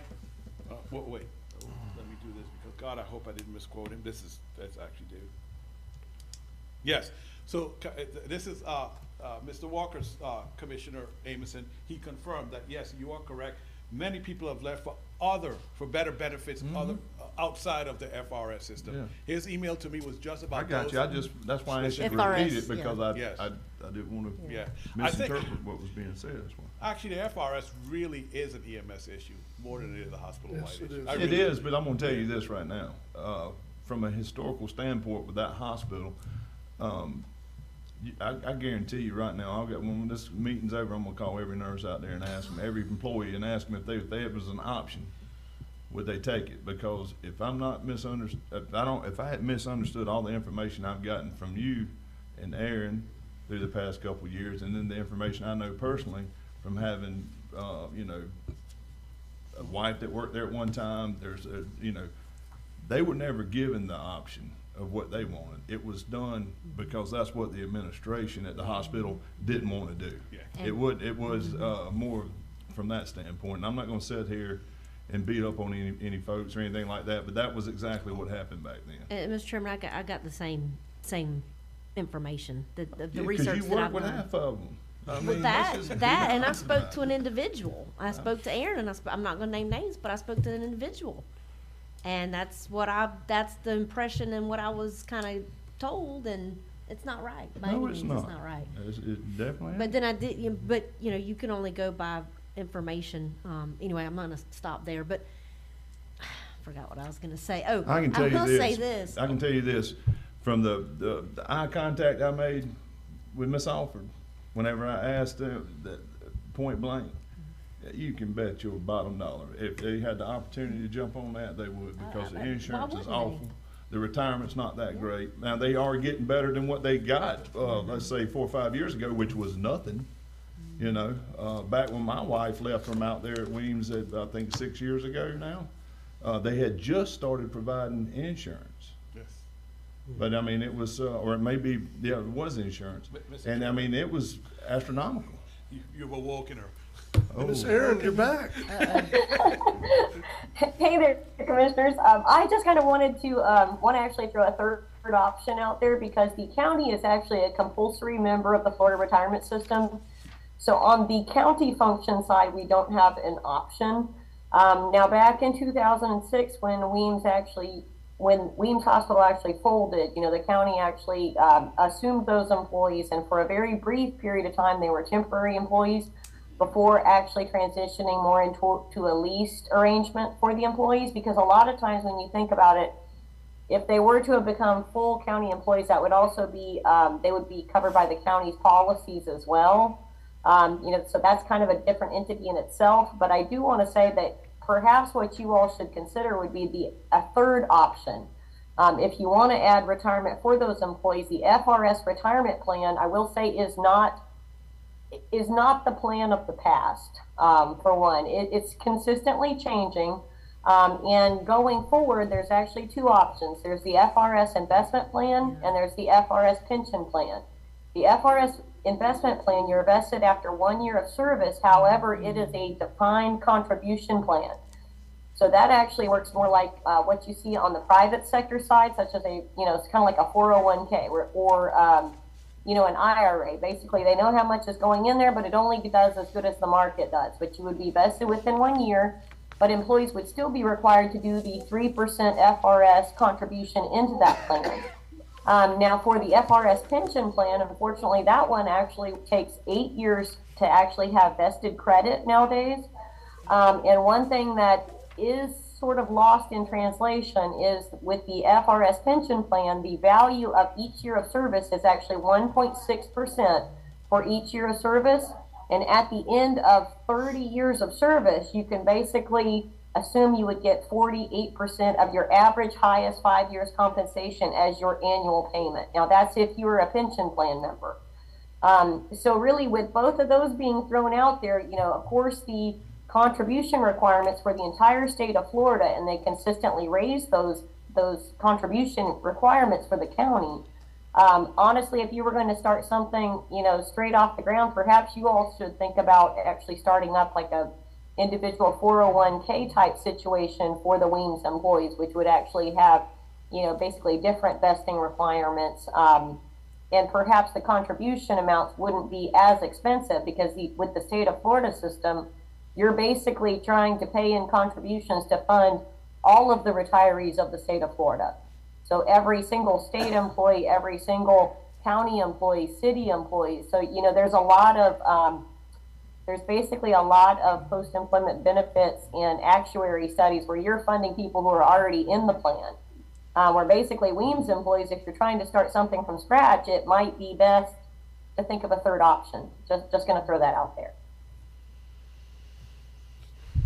So basically, that she's saying that might not be the best choice for them right now. Maybe coming up with something, speaking to a consultant that could come up with a plan similar to FRS. might be the way to go. It may be better for you all to contribute, let's say, 7% of, employees' earnings into a special account for them, versus actually paying into the Florida retirement system 13 point something % for regular class employees, and then having it basically be just a defined contribution plan where if they're investment plan members, they only end up with 4% going into their account. So that's kind of the difference. I'm just throwing that out there because Florida retirement system is not as rich as it used to be. 10, 15 years ago, the vesting requirements were shorter. A lot of new hires, if now with the 8-year requirement and also the 3%, it just may be worth looking at an additional third option. Just something to consider. That sounds good. Miss Aaron, isn't Nationwide a partner with FAC and they offer some kind of retirement services like that or some kind of 401k type service? That's correct. Nationwide does offer a deferred compensation plan. So that's actually, that would actually be again, at the FAC legislative conference you all are going to, I'm sure there'll be someone down there who you can reach out to as well. So I just want to throw that out there that a third option may be worth considering because, I personally am a member of the FRS investment plan. And I will say the contributions that the county pays in, you're funding all of the retirees of the state of Florida. So the amount that actually gets into the employees' investment plan accounts is not the same. So when we're down there, I'll be texting you about an appropriate date and time for the meeting, and we'll get you set up. It's not retirement, you got insurance too. Yes. With this FRS, there's, like Aaron said, there's different classes. I know like firemen and law enforcement is considered special. Yes. Special class. I got X amount of number of special, now I'm in regular. But anyways, but I will say this with your FRS pension, I'm into pension, by the way. FRS in general, if you want to attract your more experienced employees, and then FRS, they're more likely to move over to our hospital with experience. I will tell you that, If you want your quality or experienced person, and if they're already in FRS, they're more likely to come over versus coming to whatever we got. Nothing. Well, the other thing too, though, is you don't know, Commissioner's also going to be the consideration of, are they currently in FRS investment or pension? Because they are two different things. True. You know what I mean? Yeah. So, Like I can tell you right now, I'm in FRS. I'm not going to Panama City Police Department because it's a whole different another plan, and I got 20-something years in. Yeah. So they cannot get. I've been offered there. I'm not going there. In the past, not right now. For the record. For the record. That's funny, Commissioner. All right. So, but here, Commissioner. Yeah. So to go further with Commissioner Cruz, I think I see that happening more with EMS because more EMS people are county employees in other counties. There are very few hospitals that are actually county owned where they are either privately owned. There are some hospitals on the list, they say county owned. I gotta thank James at Baker Tilly for this, but they actually have an active hospital district where that's where everybody, works for that district. Not necessarily, they say county owned, but it's actually that special district. So I don't know how that works, But again, I mean, look, this is what y'all asked for, and I agree with this board. Commissioner Amison said it best. I want all options on the table. Tell me, give me all the information, let me make a decision type of deal. When you had the special district, talking about special districts, when it was Apalachicola and Carabel had their hospital too. Oh, yeah, we had a hospital. No, I know, that's what the districts are for. No, Commissioner, I've seen the locations of the old hospitals. It's still on the books. It's never been active.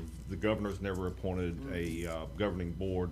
Their taxing authority has never been imposed on the taxpayers. And frankly, geographically, it's just limited to the city of Apalachicola. It's not countywide. Right. But yeah, it is still actually on the books for the state of Florida, though, isn't it? Yes. For a special district for Williams. Yes. Yes. Like a special taxing district. Yeah, because Aaron and I have to well, I get it and Aaron justifies it. Every time once a year, they'll send us this thing, okay, you gotta pay your fees or dues. Is that what it is, Aaron? And we have to go. That's correct. and It's the we gotta special go- district filing notice. And each year, we actually do the zero fee application.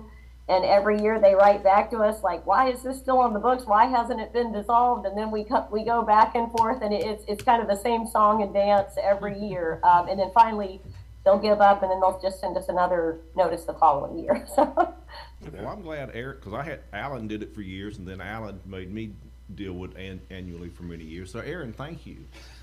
Yes, and believe it or not, sure, it's still the same fellow, Jack Gaskins, is still the same Jack. contact there. He's the politely persistent young man. So the boundaries of that special district is the city of Apalachicola boundaries. Okay, that's my That's recollection. helpful to know. Okay. Okay, Mr. Chairman, if I may? Yep. Speaking of doing a good job, your collections report, that's attached to my report. We are up 7.34% from the prior fiscal year. So you got, Which is the best year we've ever had. yes, It is. I'll let you speak on that, sir, yes. No, I'm good. That's Yes. it's the best year we've ever had. Actually, I've got a question, Mr. Yes. Chairman, and Mr. Solomon's here, he may be able to answer this. Did the actual beds and heads increase? What's that? Heads and beds. Yeah, beds, heads, I mean, but and the reason why is, It went up some, but some of it, the amount they're paying went up. You know what I mean? There's other factors involved. because I've had multiple conversations with folks around here, stores, restaurants, and myself included, our 24 numbers are down. Now, I mean, I know we got an increase with TDC. Yep. And this is kind of where we start getting that, where, well, we're taxing, making all this tax money, but our businesses are not reflecting what the county's revenues reflect. Look, I think some of So- that too is what you were talking about earlier though. But- Well, what we went through in COVID. Yeah, I It understand. was like great because everybody was here. Yeah, I know that, And it but was I'm 12 years, talking or about 12 from months, I mean. 23 to 24. Yeah. I'm not talking Because we about, don't have that same effect anymore. yeah, I know that. But what I'm getting at is we're up, Yeah. but the numbers are down. I mean, I'm just trying to figure out if what I'm trying to figure out, is this a reflection of the increases? Or is this a reflection of people are coming here, they're sleeping here, but they're not eating here? Our ADR, average daily rate, is actually down from 22-23 to 23-24, close to $100 per night. So that is your second statement, Commissioner Amison. People are coming here, they're just being a lot more careful with their money. They're not shopping as much, they're not going out to dinner as much. A lot of the reports I have from the rentals, they're bringing groceries in, and they're not leaving anything for the cleaners. They're putting it back in an ice chest and putting it back in the car and taking it home with them. Where it used to be, there'd be leftover, adult beverages or olives or cheese or whatever. They're packing them back up and they're taking them home with them. That's a pure sign of they're watching their dollars. Well, that's why I'm asking, because obviously I'm getting asked these questions about, well, especially the people that are not fans of TDC, which, like I've said before, it's the one tax we don't pay. If somebody else paying it, there should be people knocking on your door to get this increased or whatever, or support it. But that's why I'm asking, is because I have a lot of people saying, well, I'm off here, and I even had some rental companies that told me they were down. That's why it kind of got me to the point where I wanted to find out if is this a reflection of the increase on the percentage, or is this a reflection of people being frugal with their money when they're here? We also have a lot more rentals in the county than we did 3-4 years ago. So the supply and demand, there's more supply than there is demand, but the demand is still more than what we had last year. Okay. If that makes any sense. The people are here, and I see it too. I'm with you. I talk to the businesses myself, the same thing. They're not seeing the results. There's some businesses that are seeing just as good a numbers, but the majority are not. As far as what people are buying in the restaurants going into, I think there was a lot of money thrown around during COVID, and that made people's wallets feel a lot fatter and easier to spend. And even us, I was looking at going somewhere and I'm like, I'm not spending that to go there. we all kind of feel it, but we don't realize it. We're all been gotten really tight, especially this last year. And I've seen that too. And I mean, I look too, I'm looking at the ADR. The ADR is down for the average daily rate, but we collected more. So more, you know, there was people here, as many as was before. They just didn't go. They just didn't go out. If the ADR's down, we're collecting more, then that means that that's based off the percentage increase is what gave us. No, that's ADR's down from last year, and we already Oh, okay. had, yeah. So, I mean, this is the largest year period ever, even last year and the year before, which included the percentage increase 3 years ago. So this is the largest year ever collected by the TDC, and that's with our average daily rate being down from last year. So there was people here, and every month we looked at, like, okay, you know, there was some down months we had this year, not drastically down, but then there were some months that were quite well. I think June and July numbers shaked out to where we saw a more softening of back down to normal attendance from COVID. Instead of being 560, it was 500,000. Okay, but the average daily rate, that indicates how many people's here. Average daily rate is how much it costs, That's what he's talking about, the cost. average per night, to stay in Franklin County. Mm-hmm. Everything that they can get, that we can see, is down from what it was a year before. Which we're not down as much as other counties as far as average daily rate, but we are down, which is a good sign to see a more understanding of if the prices are lower, we get more people, they also have more money to spend while they're here, which I've said many, many times. I said it in the TDC board meeting. People come to Franklin County because of what we have and what we are. The businesses that we have are all mom and pops. They're, you know, not chain stores, they're not chain restaurants. They come here for that. If those start going away, people will stop coming here. So we have to make sure that those businesses are taken care of as well, and that's having more money to be able to spend when they get here. So, I mean, it was a nice thing to see that it was up, especially the Gulf County was up slightly, and they were surprised that they're slightly. We were up a lot, and I was really surprised, so and happy. Well, do you know the number as far as the actual heads and beds versus last year? I mean, do you? No, we go on the collections base. Don't we? What's the software that we use or the program?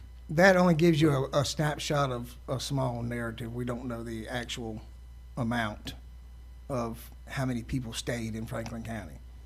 We don't have that. What do we use that for then?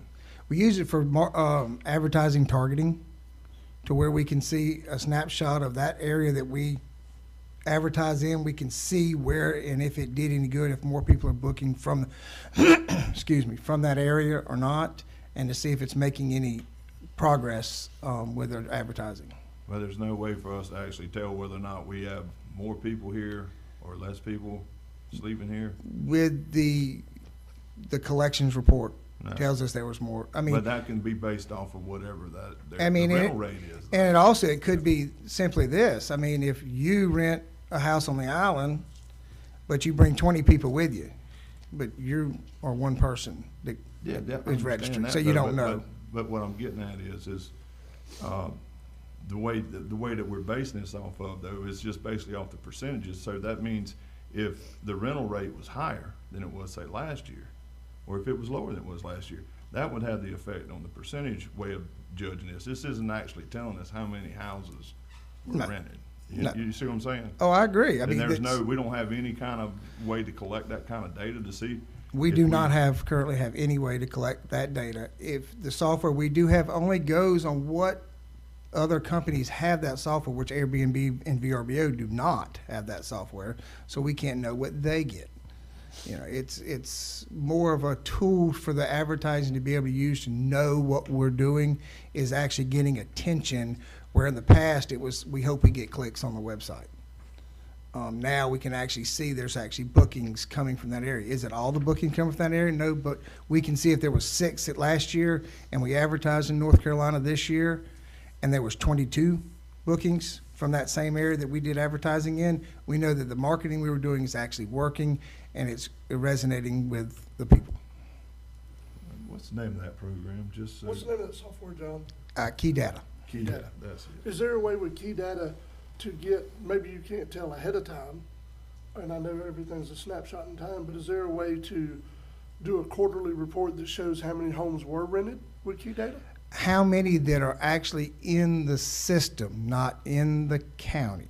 Right. And we don't decide what goes in the system. If you have a company that has that software, they see those. But if you have a company that does not, say they have 200 houses, we don't see those. But could we produce a report quarterly that shows like what last quarter, how many houses in that system, how many rented? We could, I'm sure we could do that. I mean, it's not going to be, I guess, honestly, the truth of what the actual county had, but, you know, because it may show 36% were booked, but we're actually 60% and we have an increase in collections, the numbers are not going to match. That's true, but it would give us more metrics than we're looking at today.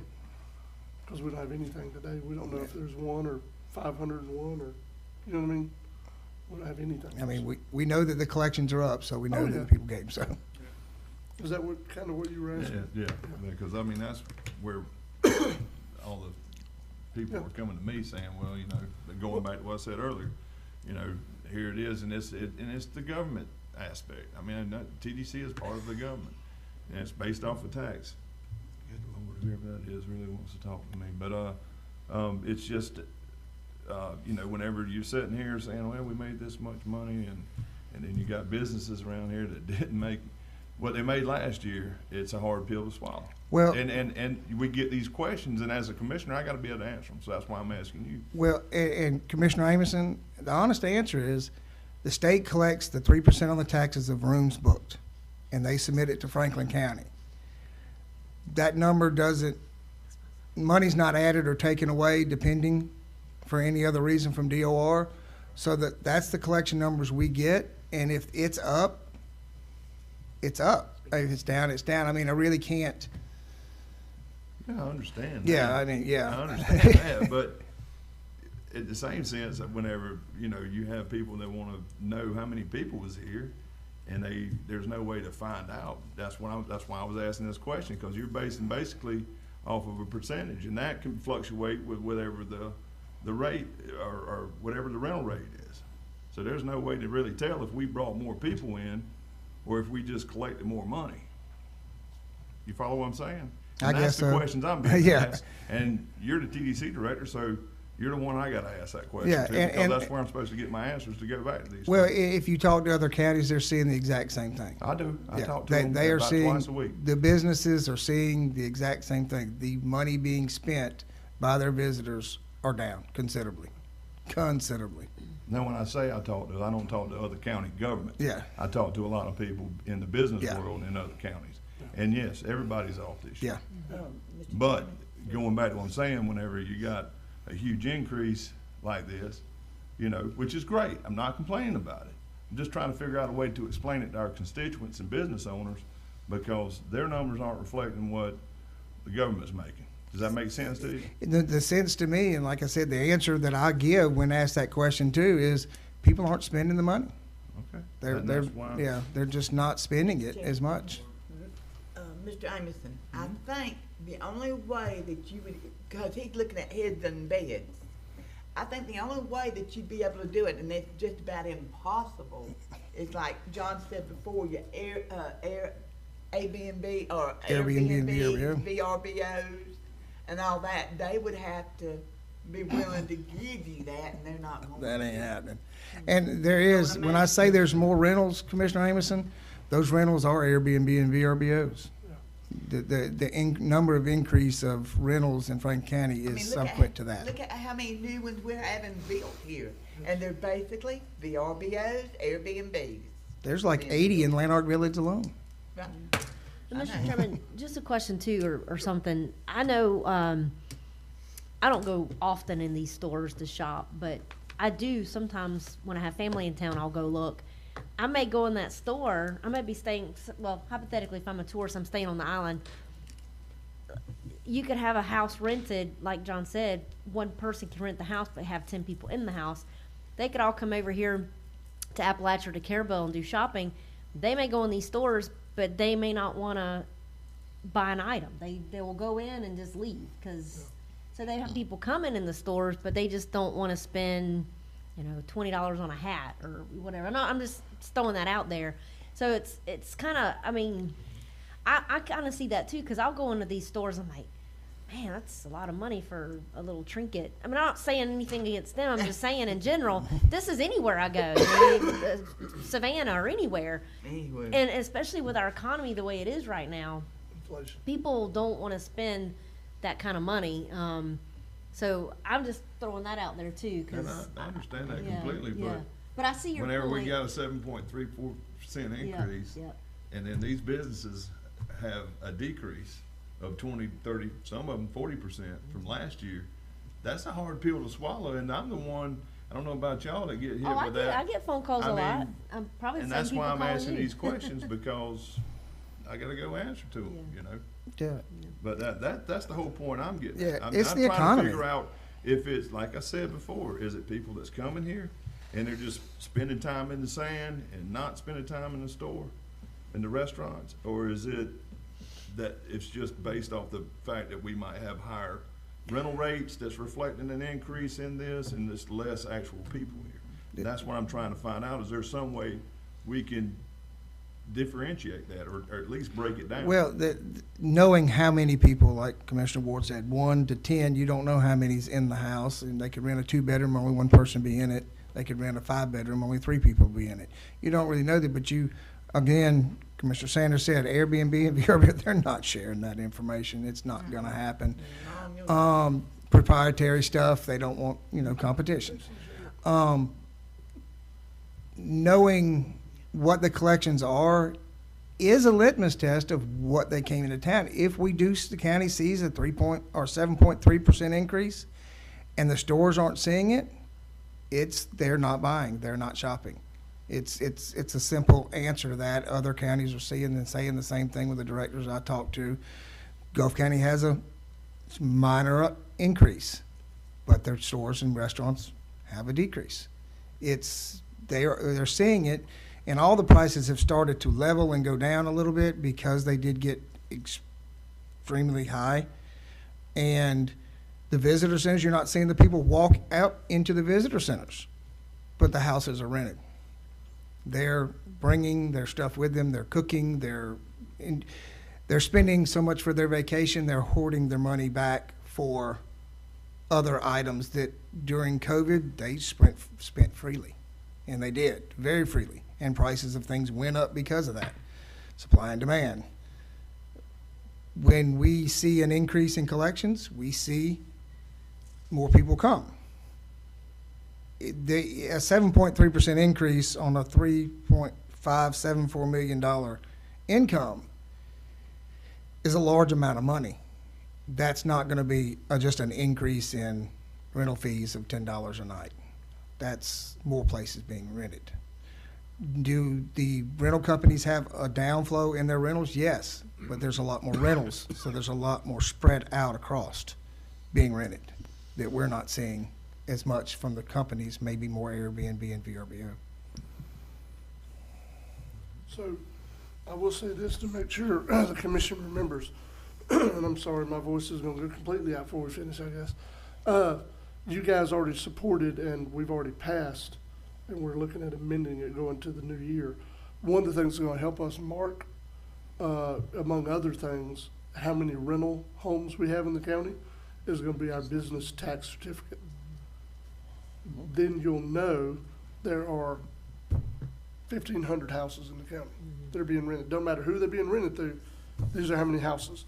Then you can go and look and say, okay, well, it's supposed to be a 12-person house, a 10-person house. You can start to get some kind of number.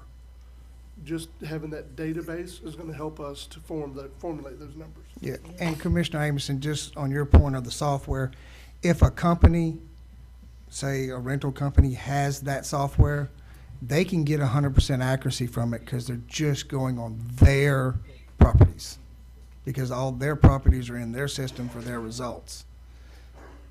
That way, if somebody's mentioned something, that's why they can get exact accuracy on what the occupation is, how many people are staying, where they're going, because it's just their rentals, not the entirety of all of them in the county.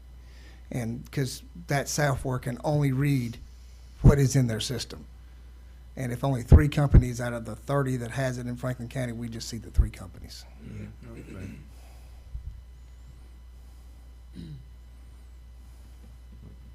And Mr. Chairman, John, anybody that wants the more information of the public, they can reach out to you and ask you these same questions, right? Anytime. That's part of the job. And do you guys, I mean, as far as advertising, when Commissioner Amoson's speaking of heads to beds, and the business is not seeing it, do you guys advertise the businesses, or do they have to be a part of the, We advertise Franklin County. just in general? We Can't advertise advertise a business specifically. the expert fishing guides, the wonderful shops and boutiques, the unique restaurants and places to stay. It's not generalization. It's county. We advertise for the county. Like I said, we say we have experienced fishing guides, come use them. We don't advertise a guide. We don't advertise a business. We advertise these wonderful shops that we have. And the people can choose which shops are. And they're charge listed, fishing and yeah, they can want to choose, fish. where they want to go. Our goal as a TDC is to get people to come to Franklin County, enjoy its beauty and relaxation. That's our job. Well, and to answer your question too, Commissioner, that was one of the things, Mr. Solomon and I were diligent about making sure we covered when we created the Forgotten Coast mobile app for the phone. It includes everybody. Which is now kind of dormant at the moment because a new company is taking over that company and they're redoing the entire app at this moment. So that's kind of being redone at the moment. It's after 3 months of building it, they're going to do it in, a few weeks. So like, thanks. Well, I'm gonna tell you, because I was in there from the very beginning to 2018, that's when Ricky took over.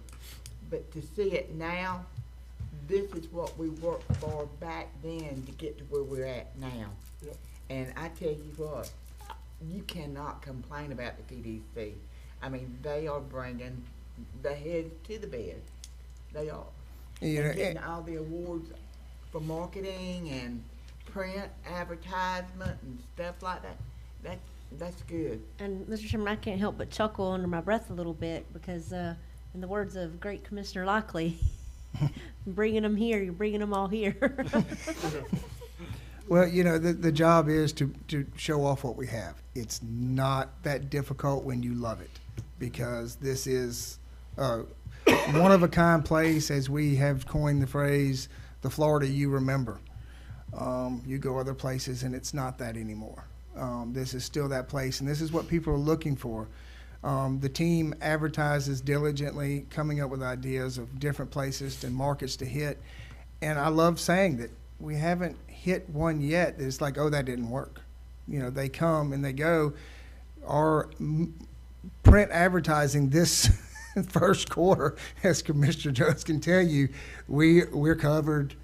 I think we have a magazine in every district except maybe California and Arizona, but we have magazines and ads in all the different regions and different genres and age groups, from camping to dogs to everything around, because we see the stores and the businesses not getting that money.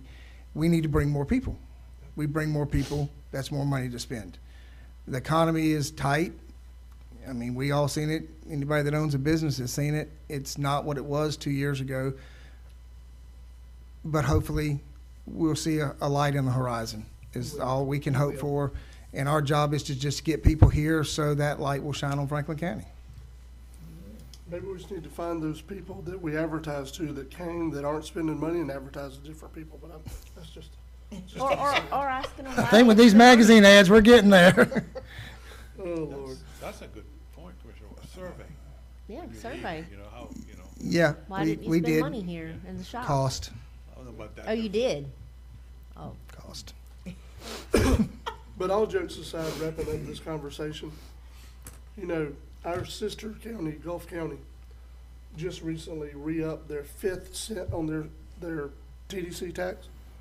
and 81% of their people voted yes for it. I think, yeah. 81%. So it is being beneficial to Gulf County to have those 5 pennies of TDC tax. And we pushed, pulled, and prodded to try to make it to 3. And it's just always been that way. If anybody has any explanations, I'm good for a long talk and a couple of cups of coffee. Well, and you and I have discussed it on many times. Cheryl and I have discussed it, being her involvement in the TDC for all them years, and I can tell all y'all. Yeah. People want to have bad comments and not fans of the TDC. Understand, like you said, Commissioner Amison, it's the one tax we don't pay. And I brought that report to all of you that how much tourists actually spent in our county in 2022. $461 million was spent by tourists. That's anybody that lives 50 miles outside of Franklin County's lines in Franklin County in 2022. Now, the next report will be coming in February or March for 2023, and I'll be bringing that to y'all as well. That is money that's not ours that's spent here. That's supporting these businesses, supporting the economy in Franklin County. That's a lot of money, and that's a lot of jobs that are supported by it. And so it is an important endeavor that we go on every day. You don't have to be a fan of it to know that it benefits Franklin County. Thank you, Mr. Sullivan. Thank y'all. Mr. Rowe? Okay, so the next 2 items are kind of one, I know everybody knows you, hopefully you're going to the conference as you leave here today, but know that on Friday, in that morning, the county will be recognized for that picture that was selected. That is, I believe, June's page of the upcoming calendar. Mr. Michael Rodock took that picture and submitted it on behalf of, oh, there we go. How did you get a calendar before? We See had that? them in our, somebody sent them to us. Jessica gave them to us. So we logged in. Well, I guess I need to check my mailbox, huh? That was Okay. over Alligator Point, I think. Is Alligator Point? Is that where it is? Pretty sure, yeah. That's cool. Yeah. What I'll do, I'll get it off the calendar, commissioners, and I'll put it on part of my report as an attachment so they can see it. Do you want my calendar? No, I'll check the, yeah, thank you, Commissioner. So, yeah, that's Friday morning, so look out for that. And Commissioners, with that, just your next meeting date, and which will include a few public hearings, but I'll have that to you here soon, okay? That's my report, Commissioners. Anyone else have anything for Mr. Morone? How's your eyes doing? Michael? Getting there, so Thursday I go for the final, look, and hopefully a more permanent pair of glasses, it won't be like on, off.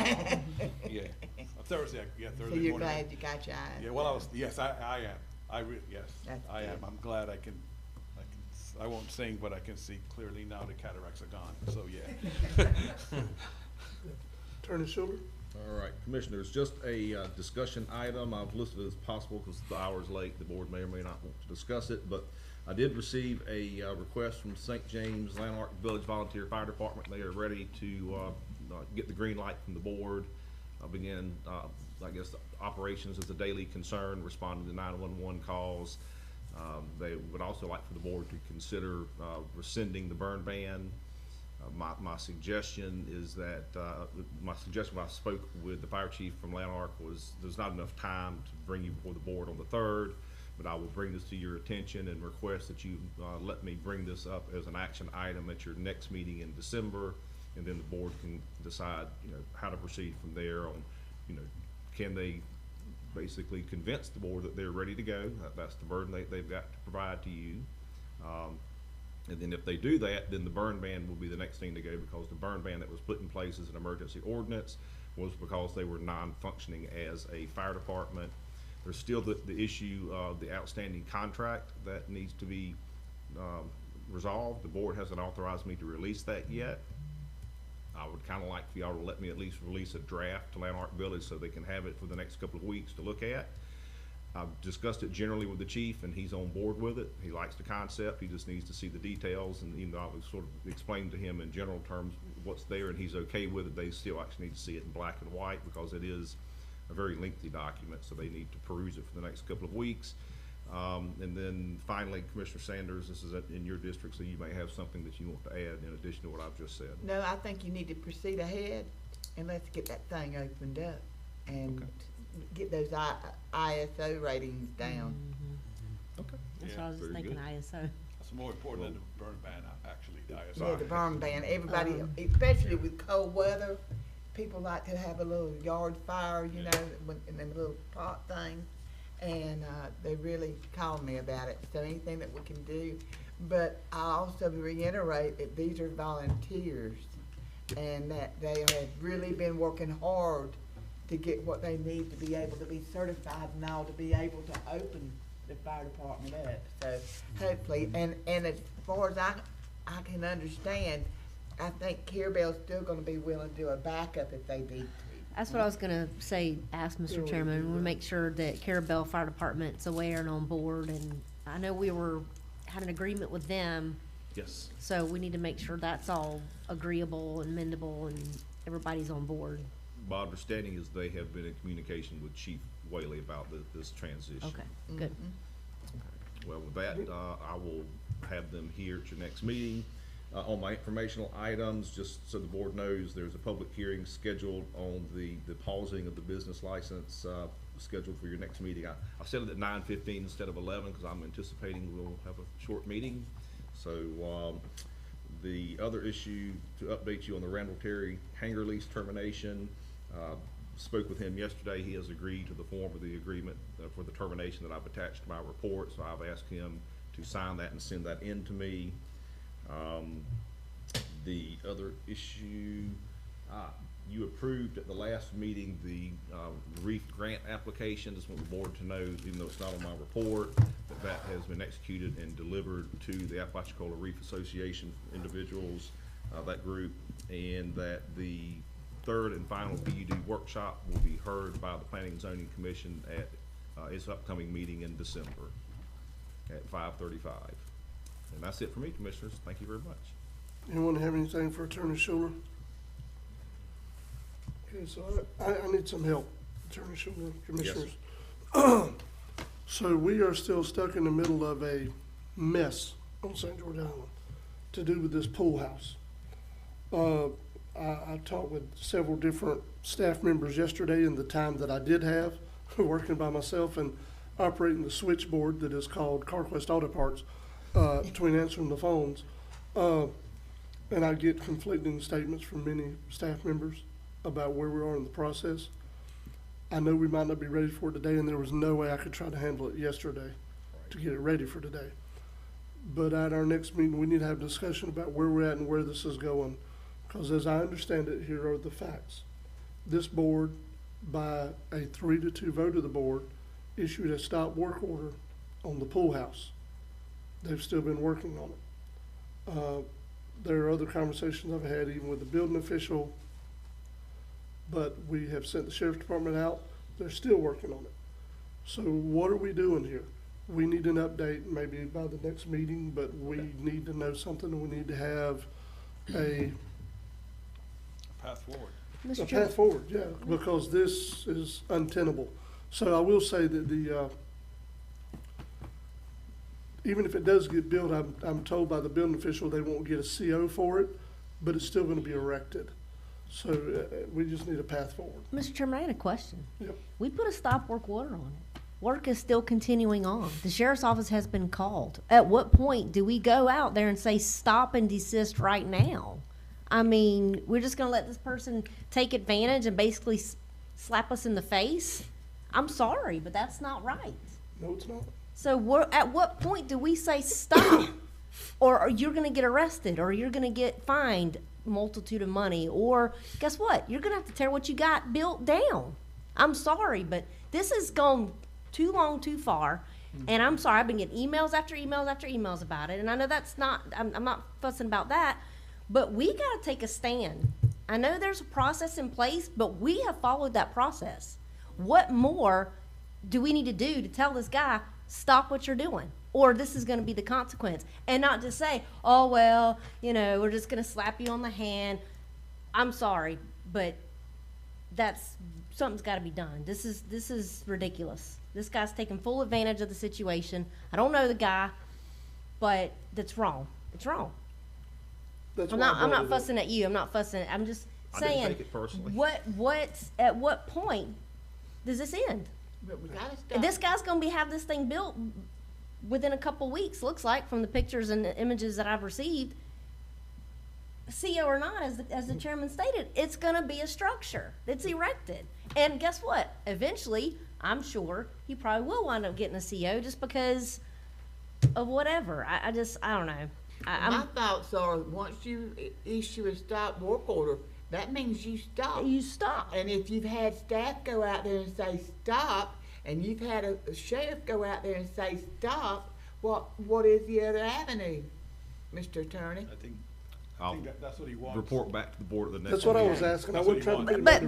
But Well, I'm sorry, in the meanwhile though, this is 2 weeks, this Yeah. guy's gonna still be able to continue to work. So he needs to stop. Am I not right or am I right? What we voted for. So What the who's board gonna go voted for. out there and tell this guy stop right now? Commissioner Ward, if a sheriff deputy can't get him to stop, you tell me. where- Well, does he not get arrested? Well, will the sheriff arrest him? That's what we would need to ask. I could ask the sheriff that. When next, send your deputies back out there, and are you willing to arrest him? That's the next. Well, step. it just puts this board in a position, it puts the chairman in a position because it's in his district. I know we're all getting the same emails, and I could see their concern. Me too. And I agree with their concern. So what do we do to stop, to have him stop? I will call the sheriff. I mean, let's slap a penalty So on they him. sent deputies out there, but Yes. the deputies didn't That's stop? like a huge disrespect. That's It's what so I'm telling. disrespectful. It's not just staff. I mean, staff is one thing. If a deputy goes out there and And he's still I will working. say something, and I was not there, so I don't know what I've been told by other staff members. Basically, the guy told the deputy, we're gonna keep working, my boss says to keep working until you guys come and arrest us, or, that wasn't the term, until you get, I don't wanna repeat something I can't remember, but basically, until legally, I'll find a way to stop. That was the answer to the deputy, that's what was relayed back to me, I was like, what the? Well, then Anyway. start him on the penalty, start him on the violation Well, then. And then The problem is the way that, That's what we got Mr. Schuler that's for. what he's gonna figure out. But then you're gonna have 2 weeks clicking in there, you know? Yeah. I When mean, was they're the gonna be stop clicking work at order? it. What date was that? Just That That's was been long, 3 or that 4 was- months ago. yeah. I'm just, Wow. what's 3 or 4 another, months what's another 2 weeks at this point to give Attorney Schuler time to figure out, I mean. Well, if I'd had the time yesterday to talk to him, I just didn't. I physically did not have the time. Well, the thing is, it shouldn't have gotten this far. It should not have gotten this far. And I'm not saying that as a reflection on staff or the sheriff's office or anything, but, I mean, we've gotta start holding these people accountable for their actions to where they won't do it anymore, or where they'll stop, or where they'll say, oh gosh, I better quit, cause I got a stop work order issued by the county. I mean, it's a no-brainer. That's why the policy that you pushed for, that we signed at the last meeting, that's where it helps. That helps a lot. Because before, and you said it, Commissioner, a lot of what was being done is ambiguous to the best. It wasn't clear before. Now we have a clear policy to move forward. Now I have something to hold, okay, Sheriff, here we go. Have they started construction on the, primary Nope, residence on there? they've not continued working on the primary, They hadn't done any? not that I know of. Yeah, I'll ask That the chairman talked to the building official, so he would, they would have Well, that a was better. true. At one point, they were Paul, do you have working. something to add? I said they have actually. They've had the started. pilings the whole time. Yeah. Yeah, the pounds were added slightly after the stop work order, and then they stopped and switched from one other, yeah. No, you're talking on the primary. Yeah, Yeah, the there pile- wasn't any pilings whenever we first did That's the- right. Yeah. The So- pilings were So right after the stop. So were those pilings permitted? Um, We got a whole Yeah. lot of questions to answer. Yeah, Yeah. as part of the permit they received for the house here, because that was your instructions. Your instructions were, leave the pool house alone, finish your house, and then come back and talk to us. That's Right. basically what That's stop what- work order was. That's what the county staff told them, wasn't it? That's what the stop work order And is. they're not doing that. Well, Why are they so? They started and it went right back. So. Well, they're being defiant, cause Oh, I'm just gonna shut And up. at least, They're being defiant probably because there's 30 years of precedent already set with Exactly. people being defiant. Exactly, And- and not getting Defiant. any, And that's any what- trouble for it. The only other thing I will add is, unless I'm looking up wrong, I can't find a permit one on our portal for any of that property. I'll have them get it You to know what I you, mean? get you a For link, anything that's been a done. link to it. You know what I mean? So I would love to see that if we had. But anyway, I just wanted to make sure that was mentioned because, you need to have time to prepare that. Oh, yes. It's gonna be a lot of Merry fun. Christmas and Happy New Year. Oh, and happy birthday. Right, right. It may be in the, But no, it is something that needs to be handled and a clear path forward. No, no, no. Merry Christmas. Okay. All right, anything else for Attorney Schuler? All right, any commissioner comments? I hope everybody had a good Thanksgiving. It was great, all 4 days of it. Talking about turkey leftovers or just Yeah, family? all 4 days. You can Till always- Sunday, it took the Sunday to finish it all off. Turkey She pot cooked too pie, much. I tell you, you're still turkey interested in that number? salad. Yes. If you are, I can get you some. I threw some of mine away last night. I'm like, yeah. And burnt my hand on my turkey. All right, meeting adjourned.